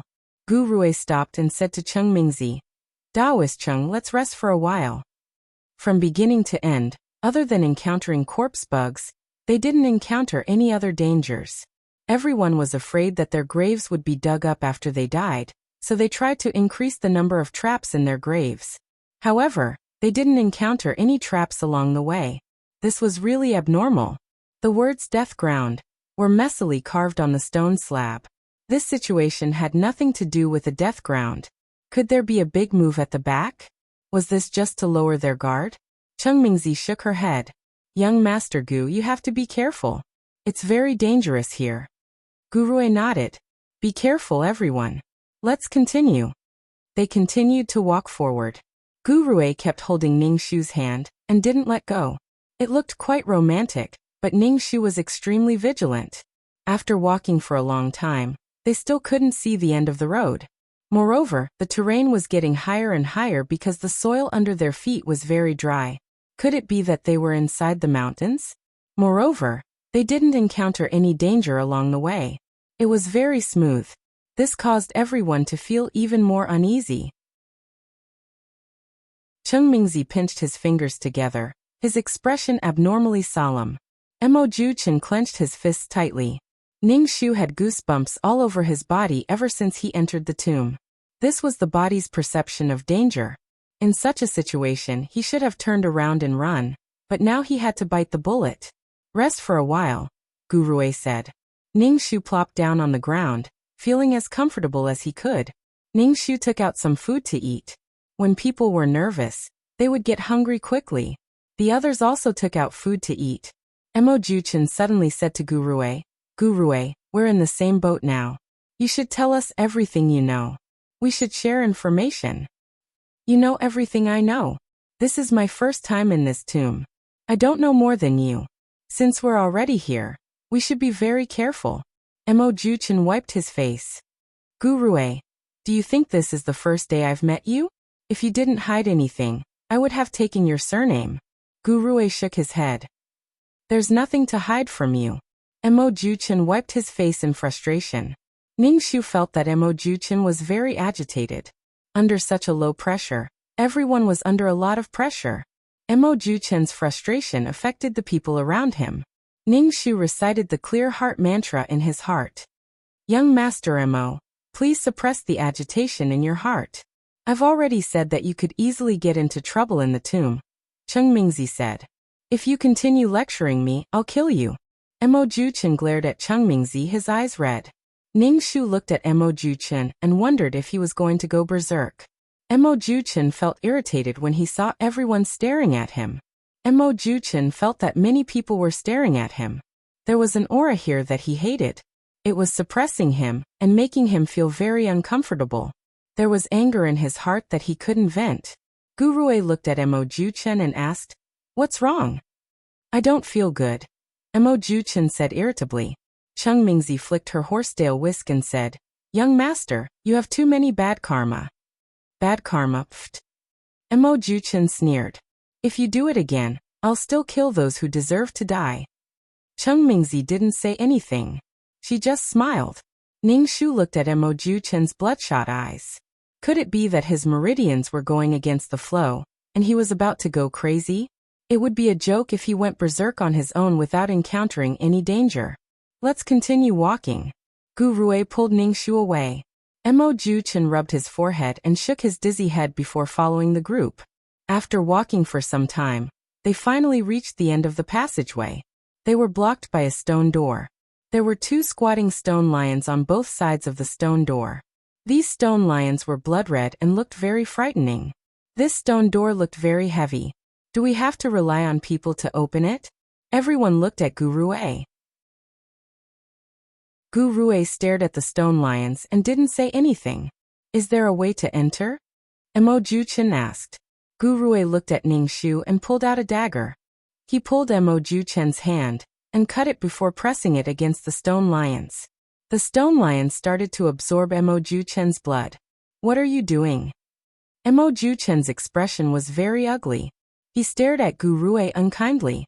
Gu Rui let go of Mo Juchen's hand and said, If I'm not wrong, these stone lions are the mechanism to open the stone door. Why don't you cut your hand? Mo Juchen stared at Gu Rui unkindly. You said you didn't hide anything from me. How do you know about this? I have my ways. Don't forget that the Grand Tutor was appointed by the Jia Nation's royal family. Gu Rui stared at the stone door and explained without any sincerity. When the blood was completely absorbed by the stone lions, the stone door actually started to open. Ningxu stared at the stone door. How did it open? It didn't make any sense. Did I trigger some mechanism and the stone door opened? His feet trembled slightly. When the stone door opened completely, a strange smell came from inside.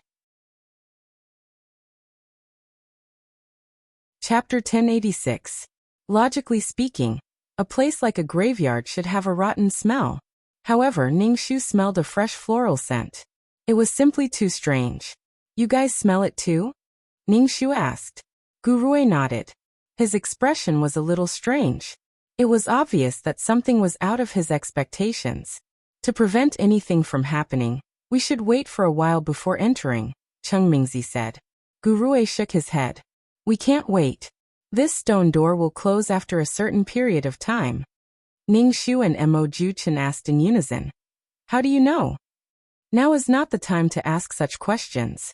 Gu Rui pulled Ningxu through the stone door. The people behind hurriedly followed. The stone door closed with a bang. The moment they walked through the stone door, Ningxu felt as if he had walked into a fairyland. The ground was covered with tender green grass. There were even trees. There was a meticulously paved cobblestone road. There were even fake mountains, small rivers, and stone bridges. This didn't look like a graveyard. It looked more like a luxurious courtyard.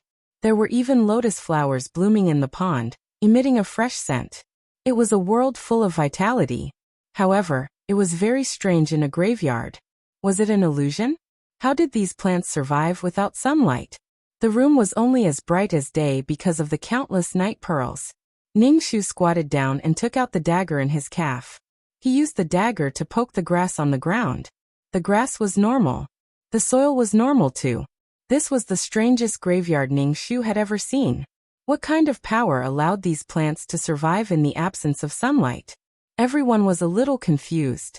If they were facing something disgusting and challenging, they would have been mentally prepared. However, they really didn't expect to see such a scene. Gu Rui, what's going on? This graveyard isn't built like a palace, right? Even in such an environment, Mo Juchen still felt very uncomfortable.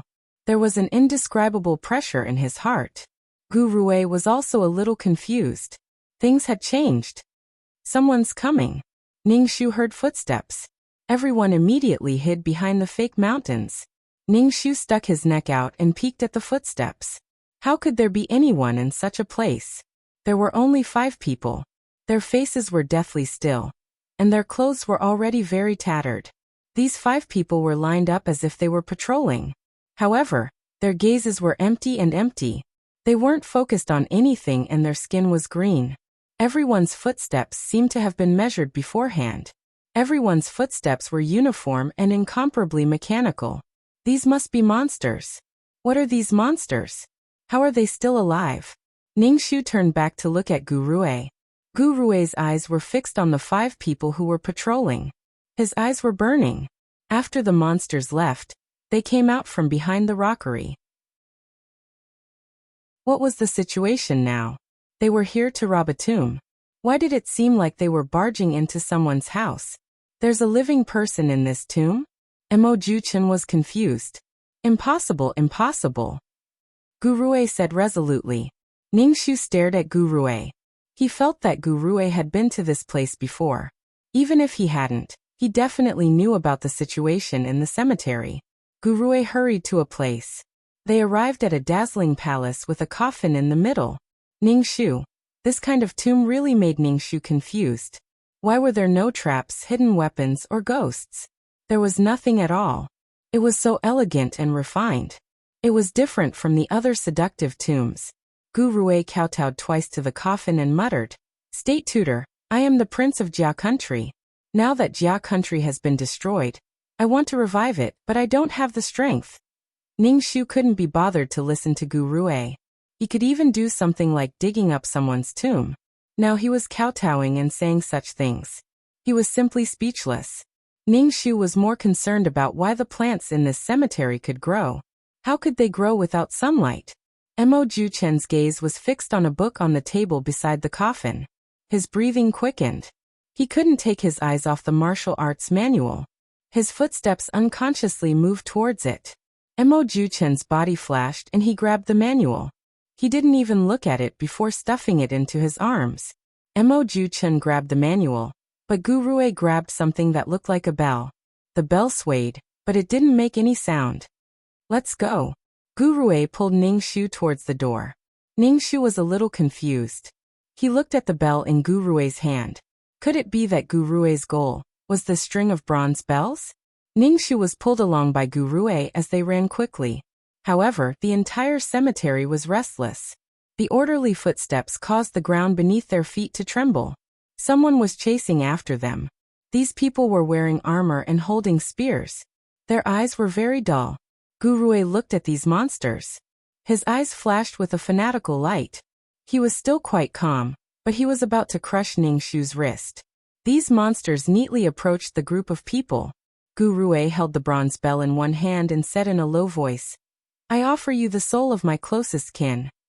Gurue shook the bronze bell. "I offer you the blood of my closest kin." Gurue's low and sinister voice sounded in Ningxu's ears. The monsters who heard these 2 sentences stopped in their tracks. They didn't move. Soul? Blood? He wanted to sacrifice her alive. Ningxu took advantage of Gurue shaking the bronze bell to kick Gurue's heart. Gurue didn't notice and was kicked back a few steps by Ningxu's powerful kick. However, he grabbed Ningxu's arm tightly and dislocated Ningxu's arm. Ningxu's face paled from the pain. He pulled out a dagger with his other hand and was about to stab Gurue's hand. Gurue seemed to be a little afraid of getting hurt and let go of Ningxu's hand. "Catch her." Gurue called his subordinates with a sullen face. More than 10 people immediately surrounded Ningxu. Ningxu stared at Gurue. "What do you mean?" "It means what you see. I want to sacrifice your soul and blood to the bell of life and death," Gurue said lightly. "Why me?" Ningxu stared at the bronze bell in Gurue's hand. "You are my closest kin. Naturally, I want to sacrifice you," Gurue said lightly. When did I become your closest kin?" Ningxu pointed at himself. "Gurue, you are crazy. You are my empress." "Ningxu, peace queen." Ningxu held the dagger tightly. So he was waiting for her here. She was confused before. Why did Gurue want to marry her? So he was waiting for her here. Using souls and blood as a sacrifice, this was an evil thing. She knew that there was no such thing as a free lunch. Even if there was, it would be a poisonous one. Could it be that there were other requirements for this sacrifice? Ningxu stared at the bronze bell and said angrily, "Gurue, you stole my things and now you want to sacrifice me. Has your conscience been eaten by a dog?" Chapter 1087. Not only did he steal her things, but he also wanted her life. What did the Fong family do to Gu Rui? Why did he have such a clear conscience? This thing doesn't belong to your family.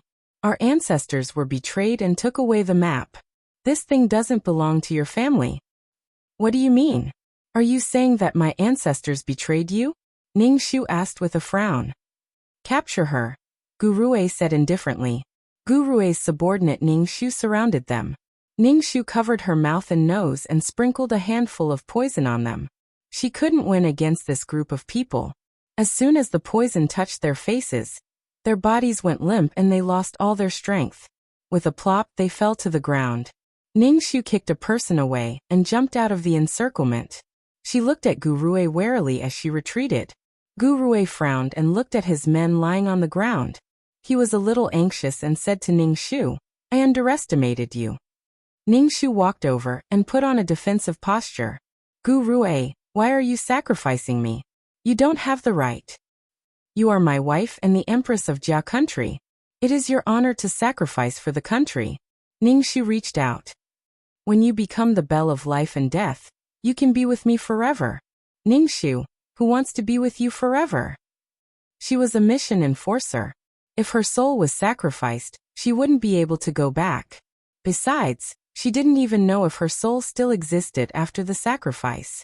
Then the original owner, Fong Lanxin, must have been sacrificed to the bell of life and death. Ningxu sprinkled a handful of poison on Gu Rui, but Gu Rui didn't react at all. Ningxu even smiled gently. My body is immune to poison. You don't know how much pain I went through to revive the country. Ningxu, damn. This guy must have soaked in all kinds of medicine since he was young to be immune to poison. Her poison didn't work. Ningxu quickly retreated. I advise you not to run around. This graveyard is not as beautiful as it seems, Gu Rui said in a low voice. He then turned to Emojuechen, who was watching from the side, and said, Help me catch her. Emojuechen shrugged. I've already gotten what I wanted. I don't care about anything else. Gu Rui wasn't angry. He said to Emojuechen indifferently, If it weren't for me, you wouldn't have been able to leave this tomb. Are you sure? Emojuechen's expression changed. I hate dealing with people like you the most. I hate you even more than those sanctimonious sections. In order to achieve his own goal, Gu Rui could use any means, and he was even better at catching other people's weaknesses. To put it nicely, he was wise and farsighted. With the pearl of wisdom in his hand, he could determine victory from 1,000 miles away. To put it bluntly, he was despicable and shameless. Emojuechen had surrounded Ningxu, and together with Chengmingzi, they were attacking Ningxu from 3 sides. Ningxu took a deep breath and asked again. Gu Rui, did you kill my father? Your father was infected with an epidemic, Gu Rui said indifferently. I've never thought of doing anything to your father. There were many ways to be infected with an epidemic. Ningxu deeply suspected that there was more to Old Master's death. If Old Master knew that he was going to die, he would definitely have passed the map to his closest kin. Fong Lanxin was only 14 years old. She had no one to rely on after her father died. She could only rely on Gu Rui now. Ningxu didn't know how Gu Rui had gotten the map in the original plot. Ningxu even suspected that Fong Lanxin had given it to Gu Rui voluntarily. Must I be the sacrifice? Ningxu's face darkened. Why must it be me? Gu Rui raised the bronze bell in his hand. Because you and I are husband and wife. You also have the destiny of an empress. Of course, you're the most suitable. Ningxu was speechless. Damn fatty, why are you struggling? Hurry up and don't waste our time. Emojuechen was a little impatient. He wanted to leave this place as soon as possible. Fuck, you're not the one sacrificing. If you have the ability, you can run into the knife's edge.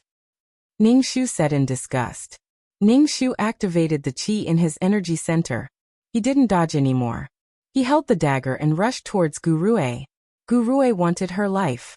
She would kill Gu Rui first. So what if he had the dragon qi protecting him? Let's see who will kill who. Ningxu stabbed at Gu Rui with the dagger. Gu Rui dodged Ningxu's attack and tried to control Ningxu. The two of them started fighting with their bare hands. Ningxu clenched his teeth. Gu Rui's martial arts weren't weak. Ningxu couldn't kill Gu Rui for the time being.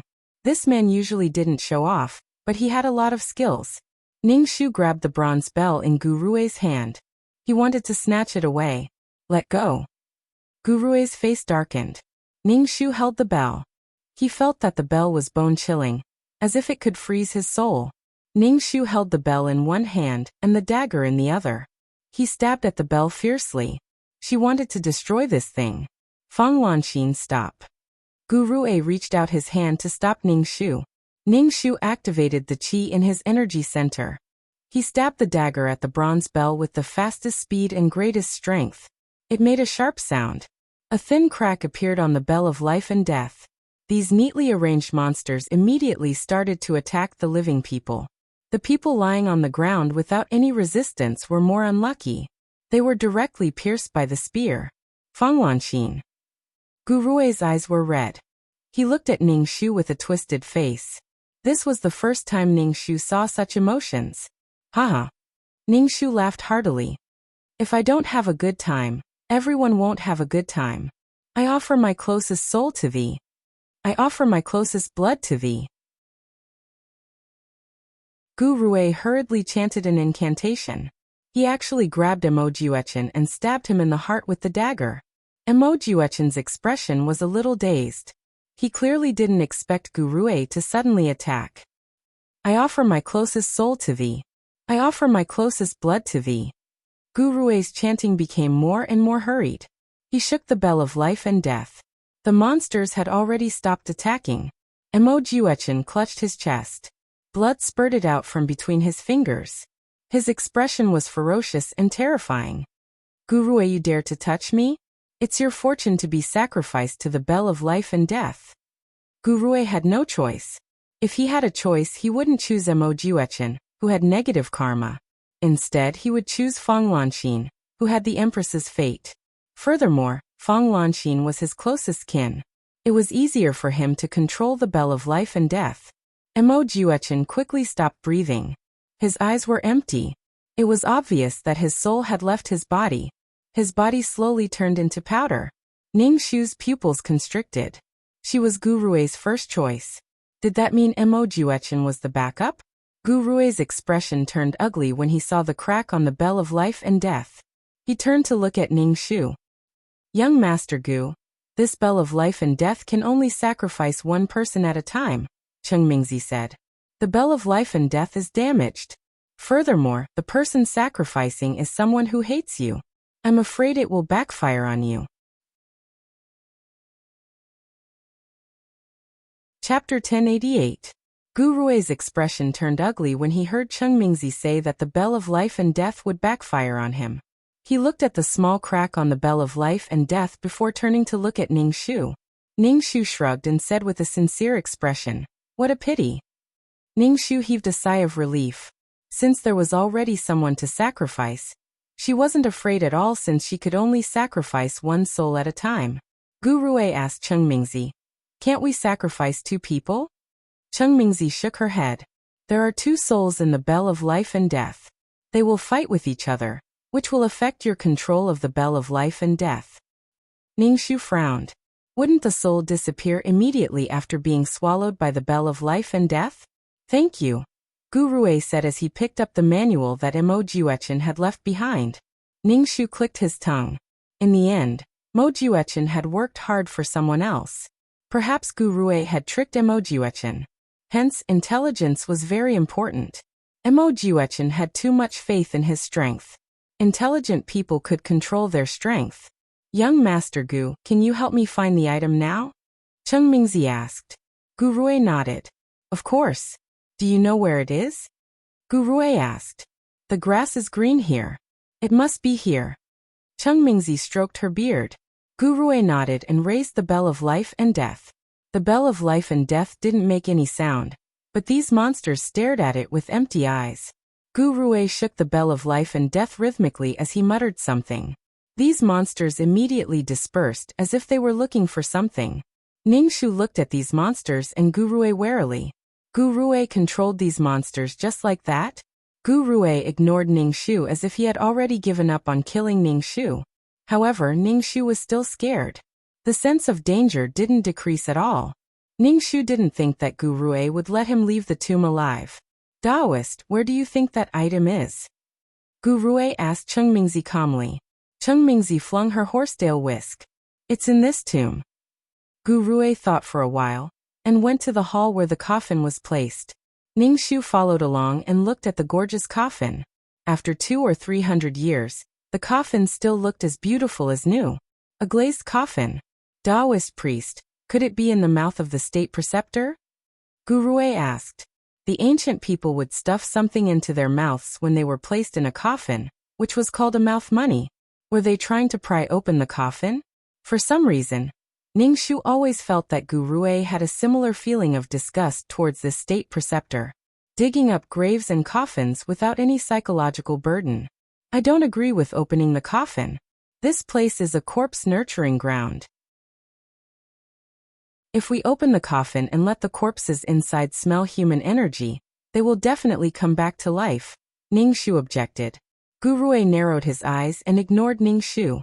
Instead, he said to Cheng Mingzi, Taoist priest, what do you think? This penniless Taoist feels that the chances of this thing being in the mouth are not high. If it is in the mouth, it will not be able to make the grass green and flowers bloom. Cheng Mingzi shook her head and said. Ningxu was speechless. Was he treating her like she was invisible? Ningxu wondered what Cheng Mingzi was looking for. That thing could make the grass green and plants grow normally. It must be a treasure. Gu Rue shook the bell of life and death, and the monsters gathered from all directions. Gu Rue frowned. These immortal monsters clearly did not find anything. Young Master Gu, these are monsters without intelligence. It is normal that they can't find anything. As Cheng Mingzi spoke, she took out 3 copper coins from her cloth bag. It looked like she was going to do a divination. Cheng Mingzi placed the copper coins in the turtle shell and shook them twice before pouring them out. The divination shows that it is northwest. Cheng Mingzi's face was a little pale. This thing should be northwest. Gu Rue shook the bell of life and death, and all the monsters headed northwest to search for something. Ningxu saw that Gu Rue was so familiar with the bell of life and death, and vaguely understood why the state preceptor disappeared after the establishment of the Jia kingdom. With such combat power, the royal family would definitely not be at ease. A man's wealth was his own ruin. These immortal monsters that did not eat or drink were simply great killing machines. After the state preceptor died, it seemed like the royal family of the Jia kingdom had come to dig up the grave more than once. Otherwise, why would Gu Rue be so familiar with this place? It was just that the map disappeared later. Ningxu just watched silently. She wanted to see what kind of treasure it was. In the northwest direction, there was a stream of water. There were lotus flowers growing in the water. The lotus flowers were budding and swaying gently. They were elegant and beautiful. It was hard to believe that they grew in a tomb. Ningxu looked at the glass coffin. She could vaguely see a person lying inside, motionless. Was it a man or a woman lying inside? Ningxu's intuition told her that it was a woman because the surrounding decorations were very feminine. Which man's tomb was full of grass, flowers, and flowing water? Ningxu really wanted to open the coffin to take a look. Ningxu patted her hands. She could not die. Gu Rue glanced at Ningxu. Ningxu asked Gu Rue, is the state preceptor male or female? Male, Gu Rue said. Male. Ningxu was speechless. Ningxu originally thought that this was a great love song. Some man must have specially arranged this place for the woman in the coffin. It turned out to be a fucking man. Taoist, we don't have much time. We can't keep staying here, Gu Rue said with a frown. Cheng Mingzi looked a bit disappointed. It seemed that she was not destined to get that thing in this life. She immediately said, Mister, then let's go now. Gu Rue shook the bell of life and death. The monsters gathered together and followed behind Gu Rue.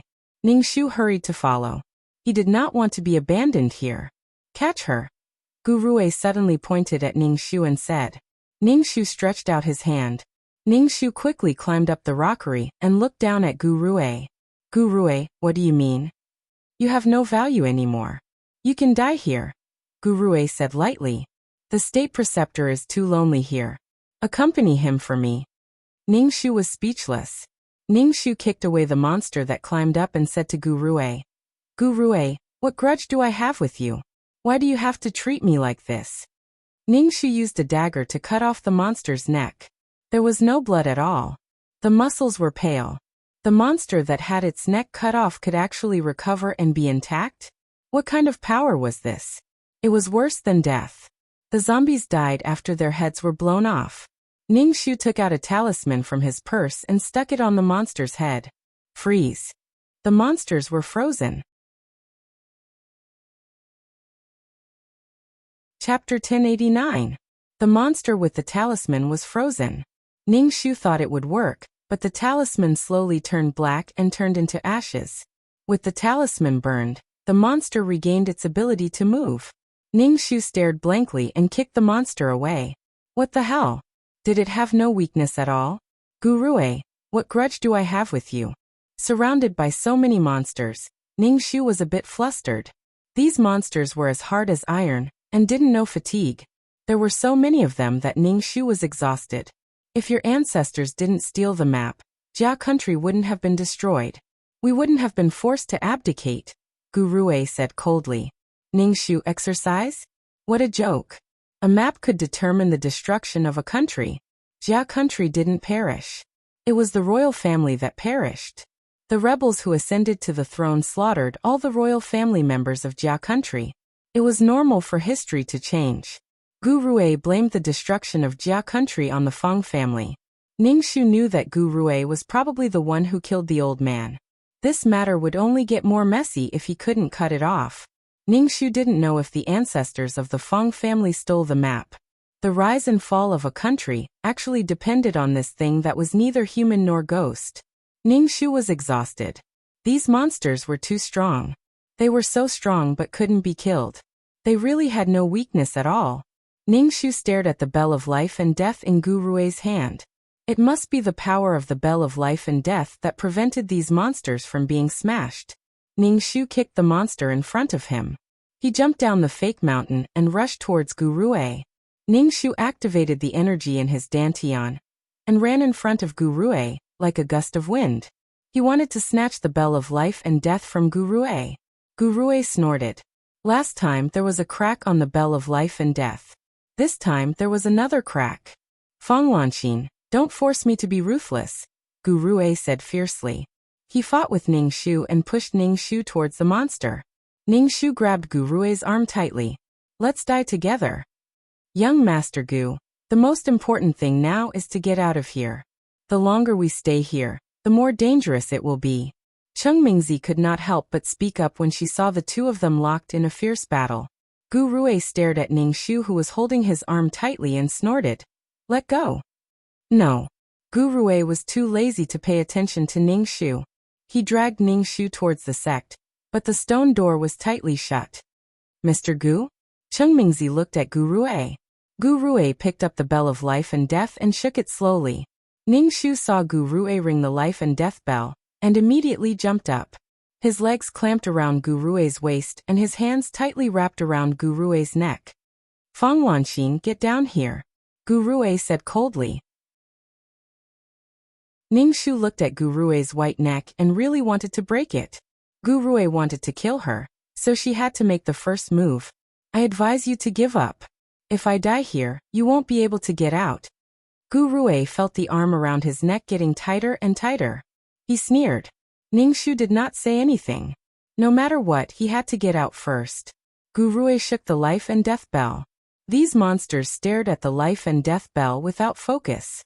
Gu Rui did not know what he was saying. Ningxu could not hear what he was saying even if he got closer. Suddenly, a monster reached out from behind Cheng Mingzi. It stabbed into Cheng Mingzi's back and pulled out a beating heart. Fresh blood splattered everywhere. Cheng Mingzi looked at Gu Rui in shock. Gu Rui said faintly, Daoist Cheng, I'm sorry. Someone has to die when we get out. Gu Rui carried Ningxu on his back and took the heart that was splattered with fresh blood. He placed it in a small hole. The heart rolled and disappeared. Ningxu's heart could not help but beat wildly. Gu Rui did not even blink when he killed people. Sure enough, All the calmness was a lie. Where did this heart go? Ningxu suddenly asked. Gurue paused and said in a low voice, "Oh no." Ningxu could not help but wipe his face. Gurue stared at the stone door. The stone door slowly opened, but it opened very slowly. Ningxu wrapped around Gurue's neck tightly, and clamped his legs around Gurue's waist. They had to get out. If they did not get out, they would really be waiting for death. Gurue was a bit out of breath. It was obvious that such a heavy Ningxu hanging on his body was a burden to him. Roar! A loud roar was heard, followed by a loud bang. The zombie came out. Ningxu said in a low voice, "If one did not seek death, they would not die." Gurue's face turned ugly. That heart must have been eaten by the zombie. He was deceived. The ancestors' letter deceived him. A man in gorgeous clothes walked like the wind towards them. His clothes were already rotten, and turned into powder as he walked. His figure was not bad. He had a mermaid's waistcoat and played with birds. However, he was ugly with a green face and fangs. Wherever he walked, the grass withered. Ningxu's pupils constricted. Hitorigami. This was something that was several levels higher than the zombie. Once the Hitorigami appeared, the country would be in a drought and thousands of miles of land would be scarlet. As long as the Hitorigami appeared, there would be a drought. The Hitorigami moved very quickly and reached the dead Chengmingzi's side in a flash. The Hitorigami grabbed Chengmingzi's body. Half-finger-long fangs grew out of his mouth and bit Chengmingzi's neck. Although the heart was dug out, there was still blood in the body. The Hitorigami sucked the blood. As if it was not satisfied at all, it threw Chengmingzi's body away like a sack. Then, it sucked the blood of Gurue's subordinates who were still alive one by one. Everyone's faces were filled with horror. The corpses that had been sucked dry became extremely shriveled. After sucking the blood of a few people, the Hitorigami still did not seem satisfied. Its sharp fangs were still stained with blood. It was extremely ugly. The Hitorigami's gaze swept across everyone present and the monsters. Finally, it fixed its gaze on Ningxu and Gurue. "Come down, I'll pull you and run. You're too heavy. Both of us can't run." Under the Hitorigami's gaze, Gurue's blood turned cold. Ningxu did not believe Gurue's words. She did not believe a single word. If she really got down from Gurue's body, she would immediately be pushed in front of the Hitorigami as a human shield. Then, he would run away by himself. Gurue had no morals at all. First he killed Emojuechen. Then he killed Chengmingzi. If you played with such a person, you would be stabbed in the back if you were not careful. Gurue shook the bell of life and death in his hand. These monsters charged towards the Hitorigami as if they were not afraid of death. Black and red sharp nails grew out of the Hitorigami's fingers and slashed at the monsters that were charging over. The monsters were like a piece of paper that was torn into two by the Hitorigami's nails. The monsters that were killed by the Hitorigami were thought to be revived. However, they were turned into a pile of powder. Chapter 1090. These monsters couldn't even be considered zombies. He didn't know what methods were used to make these monsters lose their consciousness. Facing Hitorigami, they could only be code. Ningxu's eyelids twitched wildly. If this force went out, it would basically be lawless. It might even slaughter a village. It would be invincible in the world. Gurue's body trembled slightly. He saw that the stone door had been opened. It was wide enough for one person to go out. Gurue didn't care about these monsters. The most important thing now was to get out alive. Gurue bit his cheeks tightly. There were tears in his eyes. In the end, all his efforts were in vain. This feeling was worse than death. He fell from the clouds to hell. With these monsters blocking, it was enough for Gurue to rush out of the stone door. The moment he rushed out of the stone door, Gurue suddenly pulled out a dagger and stabbed it into the hand around his neck. Then he stabbed the dagger into Ningxu's leg. Ningxu was caught off guard and was stabbed in the arm by the dagger. His body shivered. Gurue's hand was covered in blood. He pulled Ningxu's arm away and threw Ningxu into the stone door. Ningxu was thrown to the ground by Gurue. He didn't care about the wounds on his body. He got up and rushed to the door. Gurue ran out of the stone door. He pressed his hand covered in Ningxu's blood on the stone lion. The stone door closed with a bang. Gurue collapsed on the ground. He hugged his head with both hands. His body trembled slightly. He seemed to be crying. Ningxu, fuck, just a little more. Gurue bastard. Ningxu clung to the wall tightly. He watched Hitorigami kill the monsters like drawing paper. He was so scared. Ningxu slowly moved his body, preparing to hide. However, his body was covered in blood. The smell of blood was like a lighthouse in the night to Hitorigami. It was very obvious. If she could go back alive, she must kill that bastard Gurue. At this point, Gurue still wanted to kill him. So many monsters were killed by Hitorigami. Seeing this scene, Ningxu's flesh was trembling. Damn Xiao Tianquan. After killing all the monsters, Hitorigami Ningxu walked over. In a flash, he arrived before Ningxu. Ningxu quickly took out a talisman and stuck it on Hitorigami's forehead. This was a very complicated spell that she had learned from the spell tree. The Hitorigami was immobilized. Ningxu began to run. Help. In just a breath's time, the talisman on Drought Demon's head turned black and burned into ashes. Hamba walked like the wind. Ningxu chased after him. Ningxu turned around and saw Hamba. His heart was burning with anxiety. She had become the dog with nowhere to hide. Ningxu stopped in his tracks and took out everything in the pouch. He sprinkled poison, cinnabar, and rooster blood on the approaching Hamba. If she had known earlier, she would have brought some melodramatic blood. When the cinnabar splashed onto Hamba's body, his skin sizzled and black spots appeared on his green skin. Hamba lowered his head and looked at his body. Ningxu cast a spell. The talisman floated towards Hamba. The talisman stuck to Hamba's body. Hamba roared in pain. But soon, the talisman turned black and turned into ashes. Ningxu was burning with anxiety. He took out all his stock. But it didn't cause any substantial damage to Hamba. What to do? Ningxu didn't dare to use her own flesh and blood to hit Hamba's body. The monster's tough body was torn apart by Hamba. If she rushed up, she would be walking into a trap.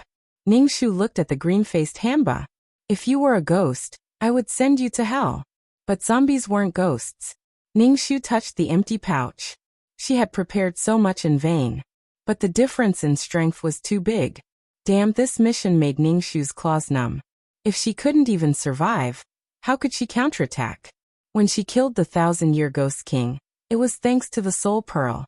With the ghost-catching techniques she learned in the modern era, she couldn't do anything to Hamba.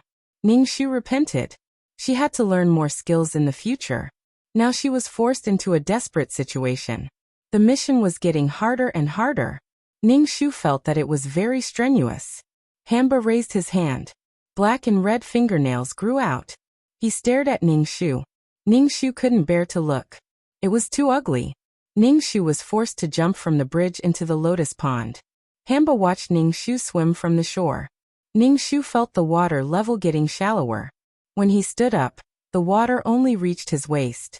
And the water level was still decreasing. Sure enough, wherever Hamba went, there would be a drought. The water evaporated to God knows where. The water level got shallower. In a while, it reached Ningxu's thighs. The roots of the lotus were exposed. Ningxu hurriedly crawled out of the pool and gulped down a mouthful of water. Looking at Hamba, who was glaring at him, Ningxu was about to cry. He shouted at Hamba across the pond, "Let's discuss." Hamba did not even bother with Ningxu. He walked towards Ningxu from the bridge. Ningxu turned and ran into the coffin hall. The hall was dazzling. The floor was filled with glass coffin fragments. Ningxu saw a talisman stuck on one of the fragments. Ningxu quickly picked up the talisman. The talisman on the talisman was very complicated. Ningxu felt dizzy just looking at it. The cinnabar on it was very beautiful. Hamba saw the talisman in Ningxu's hand and growled. He seemed to be vigilant, and didn't dare to approach Ningxu. Ningxu noticed Hamba's abnormality, and immediately placed the cinnabar on his chest. Hamba's throat gurgled as he stared at the talisman in front of Ningxu. Ningxu heaved a sigh of relief. Finally, there was something that could restrain Hamba. Ningxu lowered his head and looked at the talisman. He traced the talisman and recalled the talisman spell book from his memory. The purpose of the talisman was to suppress Could it be that someone knew that this person would become a zombie Hamba and suppressed him? Ningxu, then why did they have to bury him here? Why didn't they just destroy the corpse and destroy the evidence? Ningxu had a strange idea. This talisman was to suppress Hamba. When Hamba was not strong enough, he couldn't come out. When he was strong enough, he wouldn't be afraid of the talisman's suppression. This was to prevent him from being destroyed before he was strong enough to come out. Now Hamba's combat strength was too strong. Thinking about the various things in this tomb, it was terrifying. Opening the mechanism required human blood and a heart. Making it so bloody, it was probably to awaken the person in the coffin. If this was the Grand Tutor's plan, then he had included the Jia nation's royal family. Gu Rui's efforts were all for naught. He felt that he would never love again. Ningxu and Hamba were in a standoff. Hamba didn't dare to come forward. This meant that the talisman was still a threat to Hamba. Ningxu was anxious. This standoff wasn't a solution.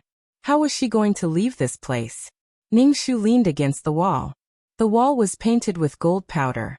But in this situation, gold was useless. Ningxu took out some dry food from his bag. The dry food had been soaked in water and was soft. Chapter 1091. Ningxu didn't mind. Because Hitorigami had come out, there was no more water in the tomb. This way, it wouldn't choke on the water. Hitorigami stared straight at Ningxu.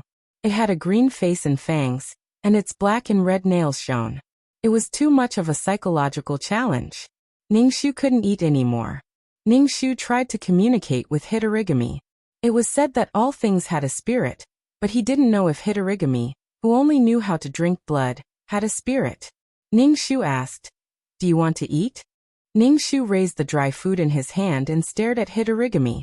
Hitorigami stared at Ningxu with an expressionless face. Ningxu thought for a moment, and threw a lump of dry food to Hitorigami. Byaji was thrown in front of Hitorigami, and it broke into pieces. Hitorigami stretched out its long nails and poked at the foaming dry food. When it poked at the dry food, it poked a hole in the hard ground. Ningxu's face trembled. She was so scared. Was she going to fail this mission? If she failed, she would be obliterated. Ningxu wasn't afraid of obliterating. After all, he had the amulet. However, Ningxu was afraid that if she was obliterated, she wouldn't be able to return to the system space. She was even more afraid that she would never be able to return to the system space. Ningxu's heart was heavy. She didn't expect 2333 to do much for her, but this was not a situation that Ningxu wanted to see. If she knew that fusing the two orbs would result in this situation, Ningxu wouldn't have fused them. Now she had a home that she couldn't return to. After eating, Ningxu took out the medicine bottle. The bottle was already filled with water, and the medicine had turned into a viscous liquid. Ningxu rolled up her sleeve and saw a bloody hole in the wound. Ningxu poured the medicine on the wound. Ningxu hissed. If she had the chance to go out, she would definitely pierce many holes in Gu Rui's body. After Ningxu finished treating his wounds, he noticed that Hitorigami was staring at him. Ningxu was also staring at Hitorigami. Ningxu was about to become cross-eyed. The corners of his mouth twitched. Take it and play with it. Ningxu rolled the empty bottle to Hitorigami. Hamba poked the medicine bottle, and the medicine bottle shattered into powder. Ningxu was speechless. Under the illumination of the luminous pearl, the entire cemetery was as bright as day. The previously withered grass was once again lush and green. Ningxu was incomparably astonished. Once the drought demon appeared, the land was barren for thousands of miles. The grass could still grow, and some flowers could also bloom. What kind of power was this? What kind of treasure was this? Where was this treasure hidden? Ningxu didn't care about treasures. She just wanted to leave this place right now. Can you let me go? Do you know where we can get out? Do you know you're ugly? After talking for a while, Ningxu stopped talking. Her mouth was dry from talking and there was no water to drink. Hitorigami's throat made gurgling sounds as if there was old phlegm in its throat. Ningxu rolled his eyes. Hitorigami took a step towards Ningxu. Ningxu immediately removed the talisman from his chest and raised it towards Hitorigami. Hitorigami stopped in its tracks. There was some fear in its eyes as it looked at the talisman. Ningxu slowly moved out of the palace. Hitorigami followed behind Ningxu. Dear Lord, even Ningxu wanted to kowtow to Hitorigami. Could they forget about each other in the pugilistic world? Ningxu was really sick of meeting such a powerful but brainless thing. There was no way to communicate at all. Hitorigami's throat made gurgling sounds. Ningxu rolled his eyes. Who the hell knows what you're talking about? Ningxu held up the talisman and kept retreating. Hitorigami and Ningxu maintained a distance that was neither too far nor too close. Ningxu did not know how long his talisman could last. Hitorigami was afraid of this talisman now. Perhaps after a while, she would not be afraid anymore. Her time of death would come. Even if this talisman worked, there was no food here. She would starve to death sooner or later. She wanted to get out. Damn it. Strength was important. Very important. If she was strong enough, she could beat this thing to death. She would not be in this situation where she could neither advance nor retreat. The mission this time was very difficult. Plus, she did not know the plot beforehand. Ningxu and Hitorigami confronted each other for a long time. He was a little tired. His body was very tired. Ningxu did not know whether it was day or night outside. He also did not know how long he had been in the tomb. Ningxu's body was tired. Plus, he was injured. His body could not take it anymore. Although he had Qijin to heal himself, this kind of tiredness could not dissipate. Ningxu really wanted to sleep. Ningxu sighed. He held the talisman in his hand and sat down. Hitorigami's throat made a gurgling sound. It seemed to be talking. However, they were different species. They could not communicate smoothly. Ningxu was really tired. However, there was a scary thing next to him. All the hair on his body stood up. He was tense. Ningxu supported his chin with one hand and held the talisman with the other. The surroundings were quiet. It was very quiet. There was no sound at all. It made people's hearts numb. Hitorigami also sat on the ground like Ningxu. It stared straight at Ningxu. Ningxu's heart couldn't stop beating wildly under his penetrating gaze. However, it did not look like it was going to attack her. This made Ningxu sigh in relief. Ningxu, 2333, who had been silent for a long time, finally spoke. Ningxu was so excited that he almost jumped up. He quickly asked, "How is it?" "They are still fighting each other. With my power, there are three sides. No one can do anything to the other." 2333's voice sounded very tired. "All my power has been used up. Some of the system space's functions are also damaged. I can't repair it for now. Thank you for your hard work. Can I go back to the system space now?" Ningxu asked.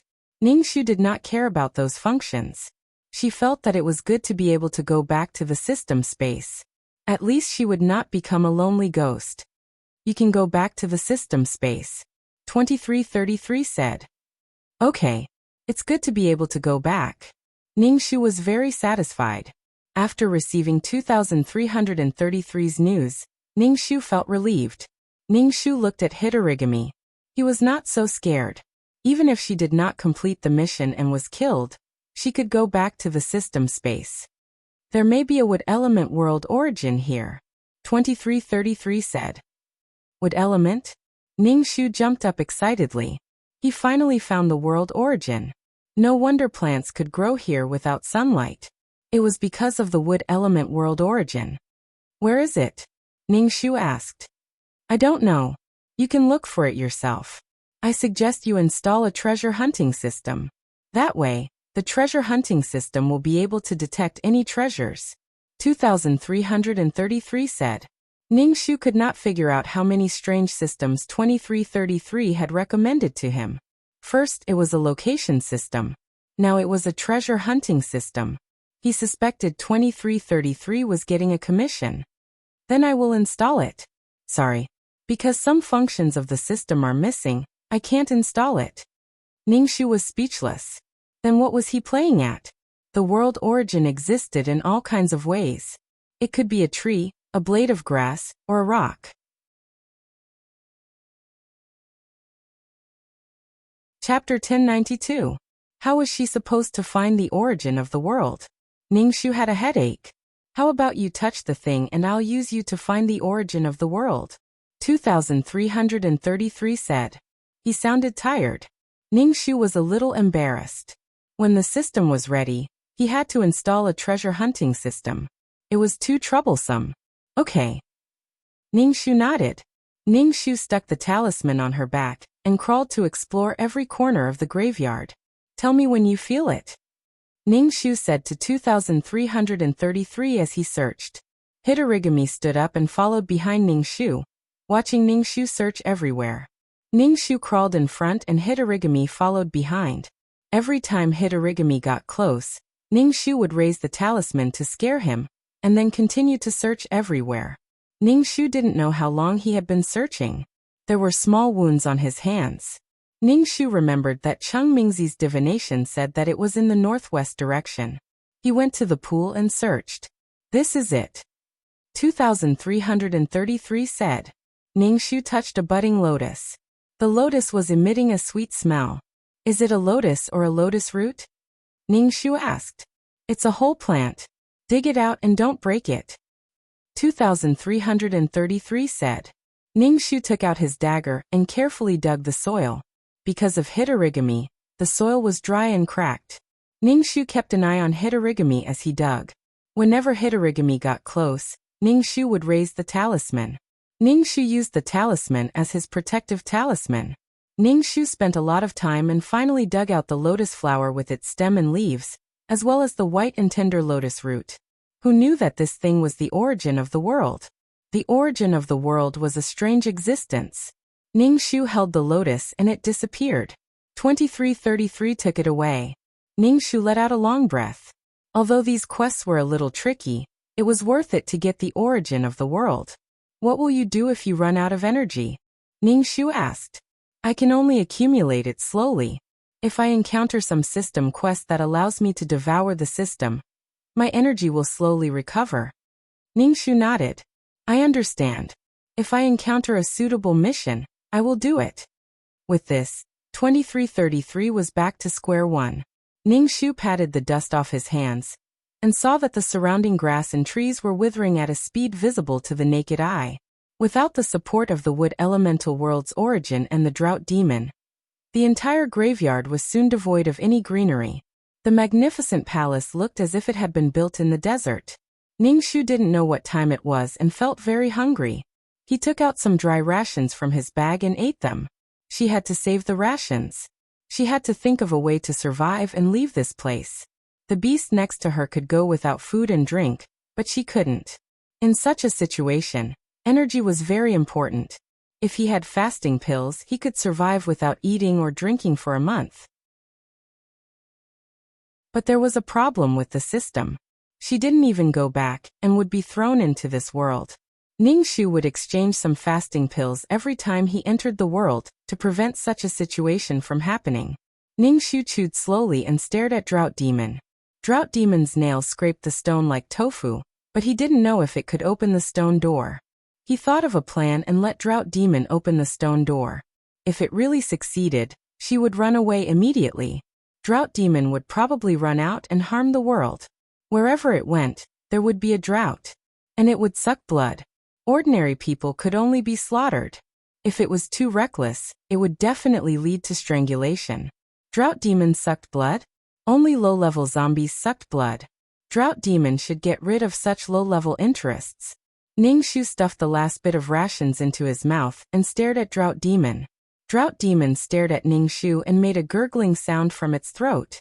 If there were wisdom pills, he would give this thing too. In the future, before entering the mission, he would exchange for a few wisdom pills. If he encountered creatures with low IQ and couldn't communicate, he would give them 2 wisdom pills. She was now a high-level mission enforcer.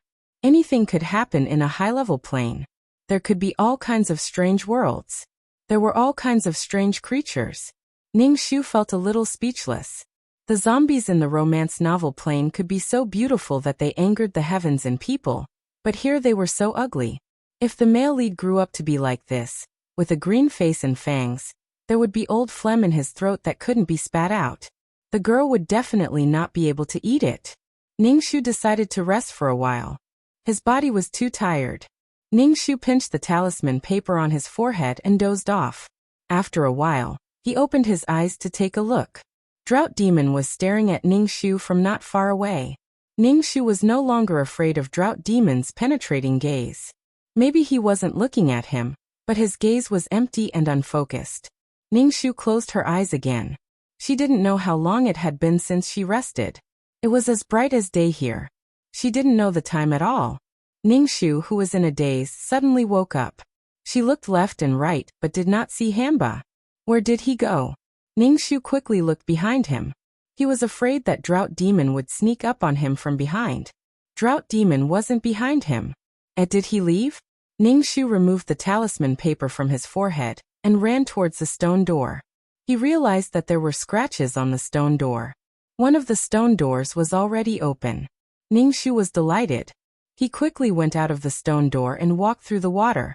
When he reached the outside of the tomb, the sky was just beginning to brighten. The moonlight was like gauze. Ningxu mobilized the energy in his body and stepped on the stone wall to fly out of the tomb. He was finally out. Ningxu took a deep breath.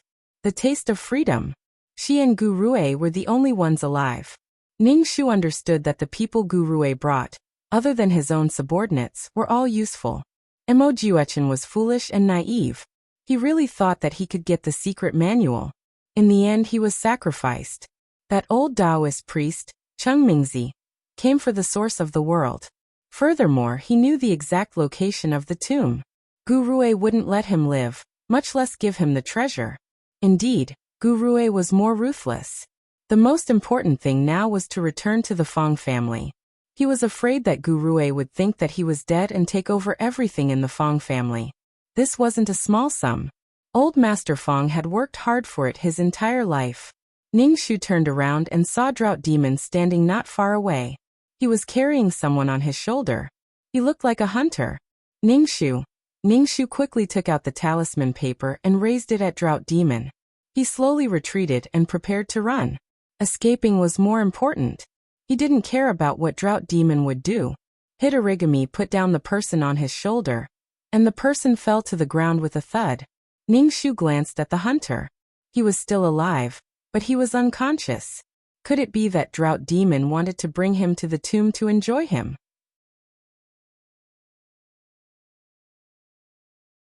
Chapter 1093. Ningxu did not expect to bump into Hitorigami after exiting the tomb. She had to add more luck points in the future. Ningxu felt that her fate was full of misfortune. There was no one else in the world who was as miserable as her. She had to add more luck points. Hitorigami's throat gurgled as it stared at Ningxu. It did not know what to say. The moonlight shone on Hitorigami's body. He breathed in the essence of the moon. The real Grand Tutor was already dead. The Hitorigami in front of her was just another species born from the corpse-nurturing land. It had no intelligence and acted on instinct. Ningxu's face trembled as she said, "Continue sucking blood. I won't disturb you anymore." Ningxu mobilized her chi and ran away like a gust of wind.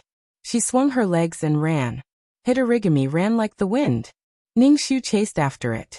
Ningxu turned around and saw Hitorigami running beside her. Ningxu was speechless.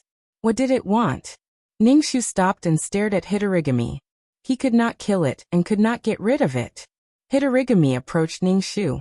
Ningxu quickly raised the talisman. Hitorigami grew long black and red fingernails. Ningxu reached out his hand. Was the dagger in the coffin? Ningxu quickly retreated. He conjured a spell and raised the talisman. Ningxu's heart trembled. He felt that Hitorigami was much stronger than before. It stole the light of the sun and the moon. It absorbed the essence of the mountains and rivers. It could absorb the essence of the moon. Hitorigami did not seem to be afraid of the talisman in Ningxu's hand. Its long black and red fingernails touched the talisman. The talisman began to burn. Ningxu quickly threw away the talisman. He was stunned. The talisman was gone. Was her blood going to be sucked by Hitorigami? Ningxu made a prompt decision to run. Hitorigami followed Ningxu. How tiring. If you want to kill me, just say the word. Ningxu turned around and saw Hitorigami staring at him. It didn't look like it wanted to eat him. Ningxu stopped in his tracks. Ningxu stopped, and so did Hitorigami. They stared at Ningxu. Could it be a fledgling complex? But when Hamba came out, there were so many people present. Ningxu slowly moved 2 steps towards Hitorigami. Hitorigami's throat emitted a gurgling sound. It stared at Ningxu but did not launch an attack. Ningxu gathered his courage and took 2 more steps forward. Hitorigami did not react. Ningxu took another 2 steps forward.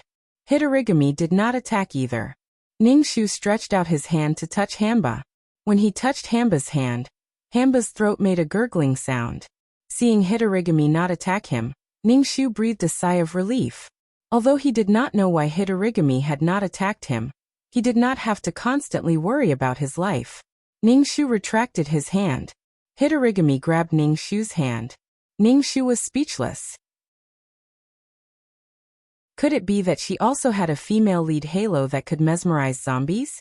But why wasn't it an extremely handsome one? Why was it such a horrifying species? The species was not the key. The key was the appearance. Hitorigami's hand was icy cold. Ningxu was held by it. It was as if she was in ice water. Moreover, Inchi drilled into her body. Ningxu quickly withdrew his hand. Hitorigami stared at Ningxu. Ningxu used his hand to blow away his snot, proving that he only wanted to withdraw his hand to blow away his snot. Although her life was no longer in danger, what was she going to do with a burden? If Hitorigami went out like this, he would be treated as a monster and killed. Moreover, it would implicate her. She was with a monster. If she was not a monster, what was she? Her heart was tired. Ningxu returned to the front of the tomb, where the hunter was still unconscious. Ningxu directly carried the hunter away. This place could not be discovered by others. Ningxu threw the hunter far away from the tomb. He pulled up the hunter's pants and pinched the hunter's philtrum. Seeing that the hunter was about to wake up, Ningxu took the clothes and activated his unique martial arts. He stepped on a tree branch and flew away. Hitorigami stared at Ningxu. Seeing that Ningxu had run away, he followed behind Ningxu. They ran quickly in the forest. Back at the tomb, Ningxu and Hitorigami stared at each other. Ningxu took out the pants for Hitorigami to wear. Walking like this, Ningxu suspected that he would grow a needle's eye. Hitorigami held the pants. He did not know how to wear them. Ningxu took the pants. Raise your legs. Hitorigami's throat gurgled. Sit down. Ningxu demonstrated sitting down. Hitorigami sat down. Ningxu put the pants on his legs. After a while he finally put on the pants. It was fine as long as it could cover his body. Hitorigami reached out and wanted to hold Ningxu's hand. Ningxu quickly put his hand behind his back. If Hitorigami held it, Inchi would enter his body. Hitorigami made gurgling sounds. He seemed to be dissatisfied. Long black and red fingernails grew out. Ningxu was speechless. Ningxu reached out and patted Hitorigami's head. Good boy. Hitorigami also reached out and patted Ningxu's head. Ningxu was dizzy. He had a concussion. Ningxu sat cross-legged on the ground. Hitorigami also sat cross-legged on the ground, mimicking Ningxu's posture. It was indeed the story of a fledgling. It felt like Hitorigami was treating her as his mother. Wet nurse again. Ningxu said to Hitorigami, don't suck blood now.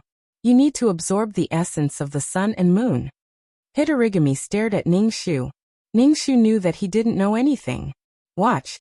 Ningxu began to cultivate the ultimate martial arts and began to absorb spirit qi. After cultivating for a while, Ningxu opened his eyes. He turned around and saw Hitorigami absorbing the essence of the moon. The moonlight formed a beam that shone on his body.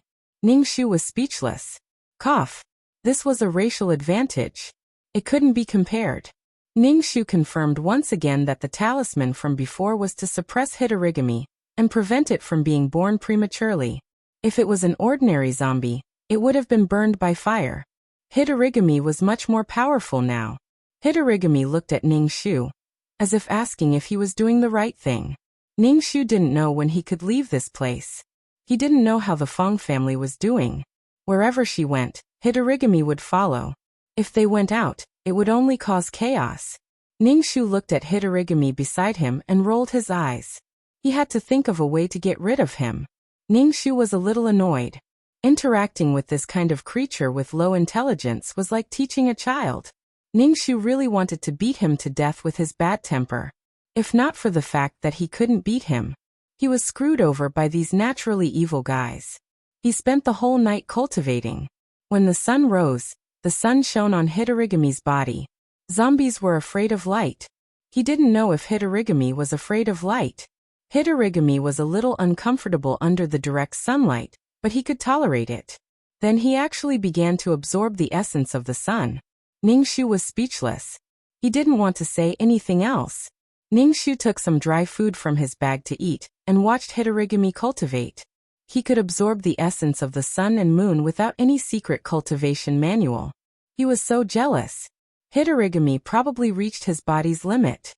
He stopped absorbing the essence of the sun and moon, and stared at the dry food in Ningxu's hand. Ningxu gave Hitorigami a pinch of dry food. Hitorigami stared at the food in his hand and imitated Ningxu, stuffing the food into his mouth. After eating, he still stared at Ningxu. Ningxu gave him the last bit of dry food in his hand.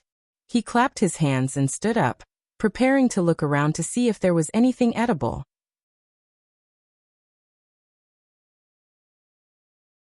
Chapter 1094. When Hamba saw Ningxu leave, she immediately stood up and followed after Ningxu.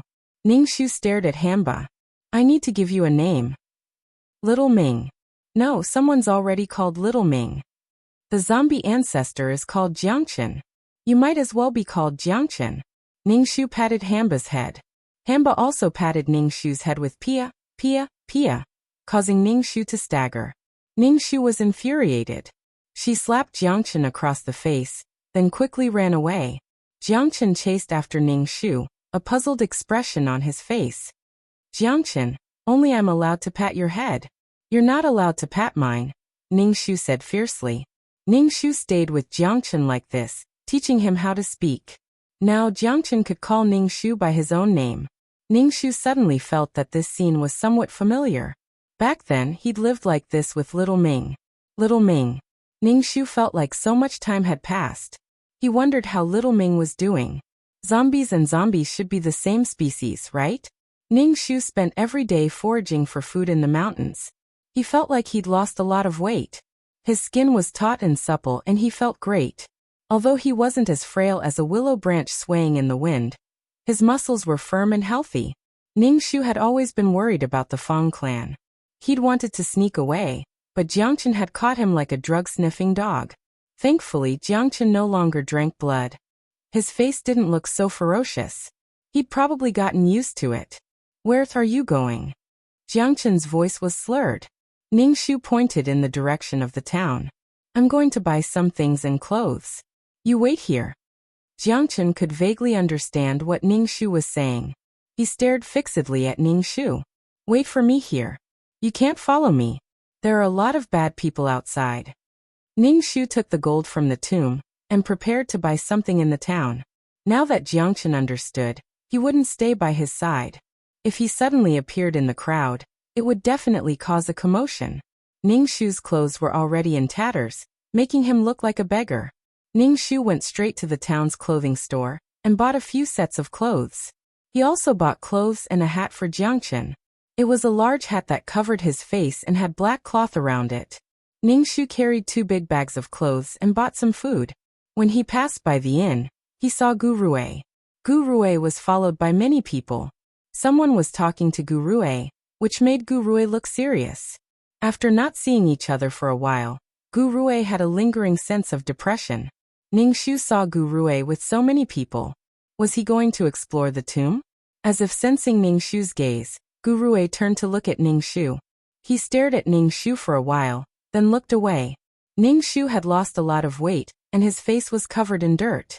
It was normal that Gurue didn't recognize him. Ningxu thought for a moment, then went to buy 2 more baskets. Ningxu carried a large wicker basket in each hand out of the small town and ran towards the tomb. When he ran back, he saw Jiangchen craning his neck to see Ningxu. Ningxu smiled savagely. Ningxu hugged his things and jumped into the tomb. Gurue is coming, he said to Jiangchen. Let's hurry up and move the gold. He couldn't give Gurue all that gold and silver. Jiangchen stared expressionlessly at Ningxu. Why do you have to hide it? Kill it. Ningxu. Ningxu slapped his thigh. That's right, now he had the ultimate weapon, Jiangchen. Why should he be afraid of Gu Rui? He was overthinking things. This time, he had to kill Gu Rui. If he didn't, he'd be out of luck. Ningxu took out some clothes from his bag and stuffed them into Jiangchen's hands. Put them on. Jiangchen hugged the clothes, then took them off in front of Ningxu. Then he put on the new clothes. Ningxu. Ningxu looked away. This was his son. There was nothing he couldn't see. Jiangchen put on the clothes. Combined with his green face and fangs, he was truly unsightly. Ningxu took out a hat and put it on Jiangchen's head. The black cloth fell all the way to his chest, covering Jiangchen completely. His face wasn't exposed, but he looked like a person. Jiangchen wasn't used to wearing hats, so he took them off. Ningxu put the hat back on Jiangchen's head. In the future, if you don't become as beautiful as me and look like a person, don't take off the hat. Everything in the world had a counterbalance. For something as powerful as Jiangchen to be born, it had to have a counterbalance.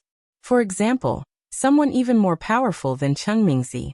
If Jiangchen really went out with the green face and fangs, he'd definitely be killed. Jiangchen obediently didn't take off the hat. Ningxu took out a roasted chicken from the paper bag. He tore off a drumstick and ate it. It had been a long time since he'd eaten meat. The meat was too fragrant. This is something humans eat. Ningxu tore off a drumstick and handed it to Jiangchen. Jiangchen took the drumstick and ate it. Ningxu asked, "What does it taste like?" "It doesn't taste good." Ningxu shrugged. Perhaps zombies and humans had different tastes. Jiangchen stopped eating after eating a drumstick. Ningxu finished the entire chicken all by herself. She wiped the grease off her hands on the ground, then flew up to a tree branch and fell asleep on it. Jiangchen sat cross-legged and cultivated. Moon essence poured into his body. What a hard-working, diligent child. The next morning, someone came to the tomb. It didn't take much thought to know it was Gu Rui. Gu Rui brought a group of people with him. This time, he brought an old Taoist with him. The old Taoist's hair and beard were snowy white, but his face was ruddy and without a single wrinkle. Ningxu crouched in the tree, curious. Where had Gu Rui found so many outsiders? This Taoist looked stronger than Chengmingzi. Gu Rui had probably invited him to deal with Jiangchen. Gu Rui looked at Jiangchen, who was dressed in black and wearing a hat. He frowned and asked, "Who are you?" "And who are you?" asked Jiangchen. Gu Rui looked around, his gaze fixed on Jiangchen. "This person isn't human," said the old Taoist. "Are you Hanba?" "No, I'm human," retorted Jiangchen. "You don't breathe. You don't have a heartbeat. How can you be human?" "You're the one who's not human." "Old Taoist. You vile creature who brings disaster to the world. Watch as this humble Taoist subdues you." The old Taoist was astonished that Jiangchen could speak. But an anomaly was an anomaly. The old Taoist drew a talisman in the air. It flashed with golden light and shot towards Jiangchen. Jiangchen raised his hand. Long, sharp, black-red fingernails grew from his fingers. He slashed at the talisman, causing it to slowly dissipate. When the old Taoist saw how easily Jiangchen destroyed his talisman, his expression grew grave. "Taoist, how is it?" asked Gu Rui, frowning. "This vile creature is very powerful. This humble Taoist needs to contact my fellow disciples." The old Taoist shook his head. "You can't enter the tomb today?" asked Gu Rui. The old Taoist's expression was grave. "It's a bit difficult. This vile creature absorbed the essence of the sun and moon. This humble Taoist can't deal with it alone."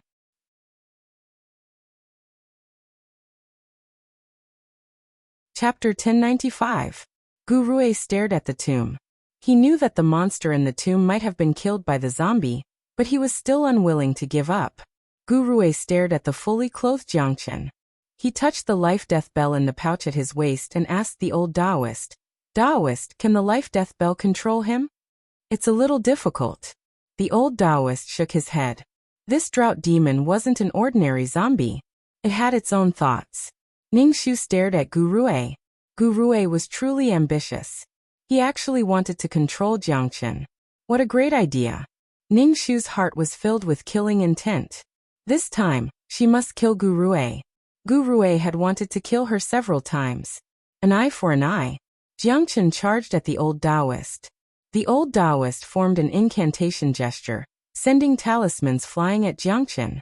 Some of the talismans hit Jiangchen's body, causing it to emit smoke.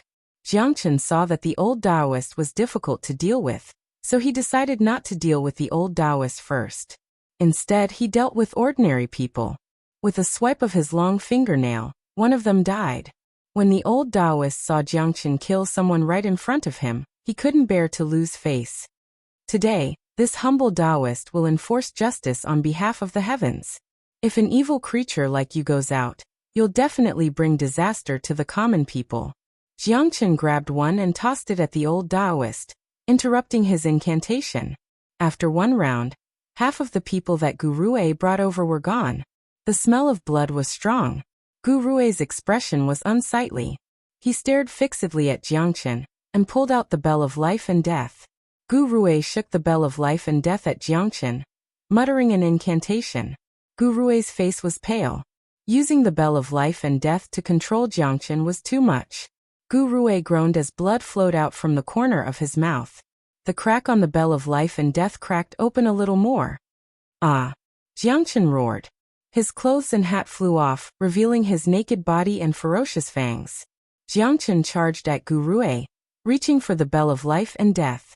Gu Rui's sharp nails touched the bell of life and death.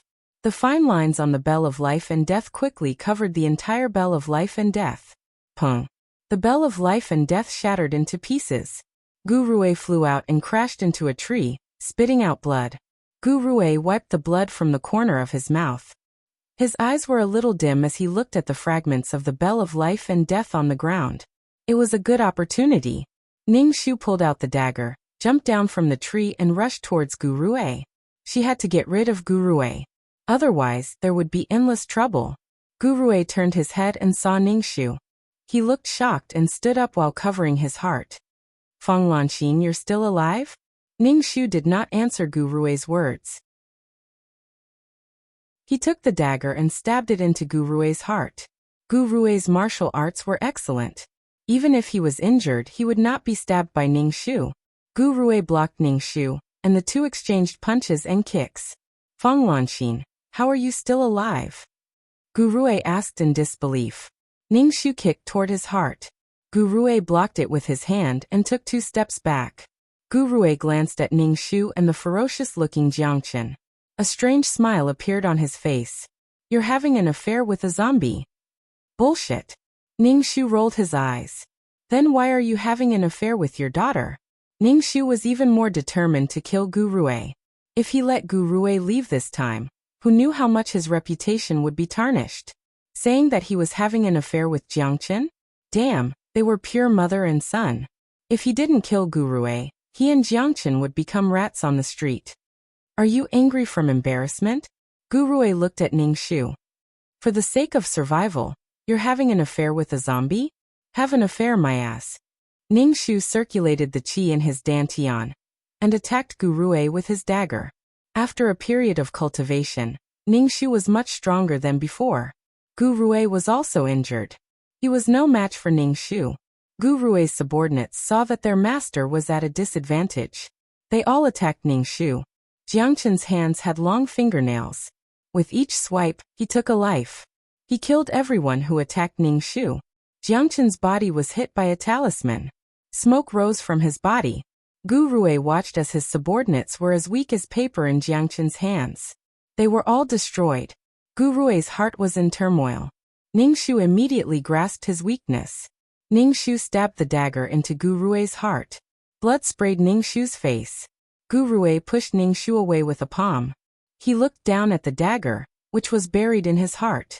He immediately turned and ran. Ningshu watched Gu Rui run. He froze for a moment, then hurriedly chased after him. Damn, he could still run after being stabbed in the heart. What a genius! Ningshu kicked Gu Rui in the back. Gu Rui collapsed to the ground. Feng Lanxin, don't forget that you're my wife. Gu Rui looked at Ningshu. His face was covered in sweat. His hair was plastered to his face, making him look exceptionally beautiful. Gu Rui's face was simply a work of art. It was flawless. I've never acknowledged you as my husband. Ningxu reached out and pulled out the dagger in Gu Rui's heart. Blood sprayed out. Ningxu touched Gu Rui's right chest. Through his chest, he could feel the beating of his heart. As expected, this guy's heart was on the right side. Gu Rui's face paled. Panting heavily, he said, "Feng Lanxin, we can work together." Because he'd lost too much blood, it took a lot of effort to speak. His breathing was heavy. Ningxu smiled slightly. At a time like this, even panting was useless. Ningxu raised the dagger. Gu Rui's pupils constricted. He wanted to struggle, but Ningxu stepped on him. He couldn't move. With a puchi, the dagger sank into his chest. Gu Rui spat out a mouthful of blood. He clutched Ningxu's foot tightly. In the end, he breathed his last. As soon as Gu Rui died, Ningxu felt the string in his heart suddenly snap. His entire body relaxed. His whole body went limp. Ningxu pulled out the dagger and stabbed again. Gu Rui didn't react. Ningxu checked Gu Rui's pulse and breathing. He confirmed that Gu Rui was dead. Before long, Gu Rui and her subordinates were all dead. Only the old Taoist was left. The old Taoist stared at Ningxu. You associate with demons and kill your own kind. How are you different from animals? It's none of your business, Ningxu said coolly. Who are you to me? What right do you have to interfere? It's none of your business, said Jiangchen. Stubborn. The old Taoist's expression darkened. He cast a talisman. Ningxu pushed Jiangchen aside. He formed a seal with both hands and cast a talisman at the old Taoist. The two talismans collided. With a bang, they exploded like fireworks. When the old Taoist saw the talismans, he froze. If you're a fellow Taoist, why are you with such a demon? Drought demons are undying and indestructible. Outside the six Taos, their existences of nature. Birth, old age, sickness, and death are natural, said the old Taoist. Since they're outside the six Taos, what does their existence have to do with you? Birth, old age, sickness, and death are natural. But people who pursue immortality go against nature. Jiangchen didn't meddle in other people's business.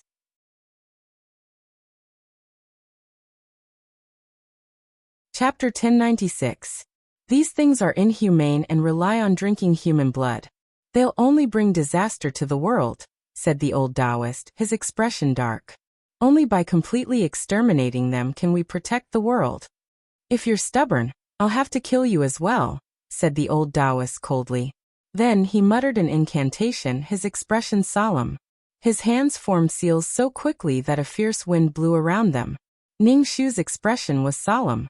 He used the most powerful talisman he'd learned from the book Chengmingzi had given him. Ningxu felt all the tendons in his body twist and his muscles swell. The talisman was abnormally complex. Ningxu spat out a mouthful of blood. The talisman he'd formed collided with the old Taoist's talisman, creating a powerful shockwave. Ningxu and the old Taoist were both sent flying. Ningxu spun twice in the air before landing firmly on the ground and spitting out a mouthful of blood. Jiangchen appeared behind the old Taoist. His finger pierced through the old Taoist's back. With a forceful swipe, the old Taoist's body was split in half. Ningxu let out a long breath and wiped the blood from the corner of his mouth. Ningxu's entire body was weak. He sat on the ground, panting. Ningxu walked over. Ningxu waved his hand. Put on your clothes first. If you want to blend into the human world, you need to wear clothes. Jiangchen grabbed some clothes from a nearby bag. Ningxu rested for a while, then went to check on Gu Rui's corpse. It was already a bit stiff. Only then did he confirm that Gu Rui was truly dead. Gu Rui was too mysterious. Even though he was dead, he didn't seem like he'd die so easily. Move the corpse away. We can't bury it here, said Ningxu to Jiangchen, who was putting on his clothes. This was a corpse-nurturing area. They couldn't bury the corpse here. Perhaps in a few decades, more zombies would appear. Ningxu found a place and had Jiangchen dig a hole. Then he had Jiangchen carry the corpse over and toss it in. Ningxu watched from the side. He saw Gu Rui in the hole. Gu Rui was a ruthless man. He'd use any method to achieve his goals. Such people were the most difficult to deal with.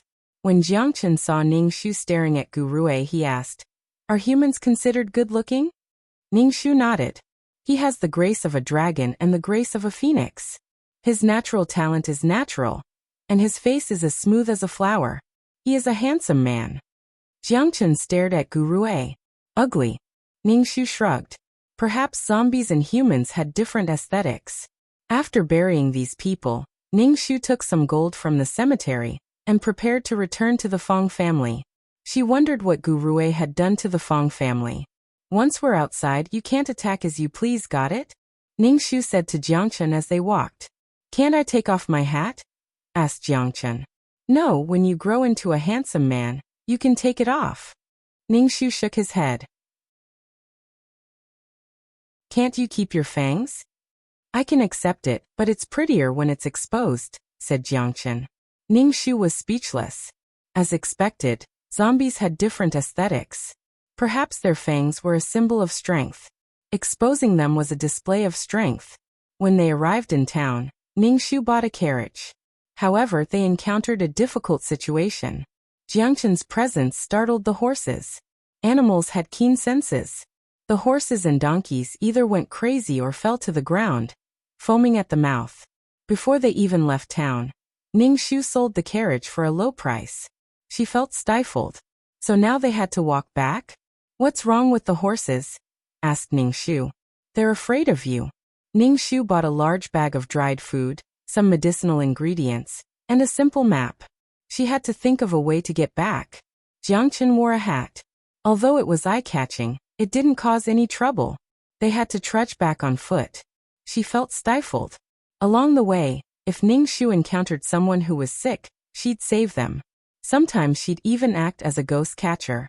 On the way, they encountered all kinds of people. Jiangchen watched from the side. Ningxu said, "They're so weak." "That's just how life is. It's fragile, but it's also strong." After walking for almost 2 months, Ningxu had worn out several pairs of shoes.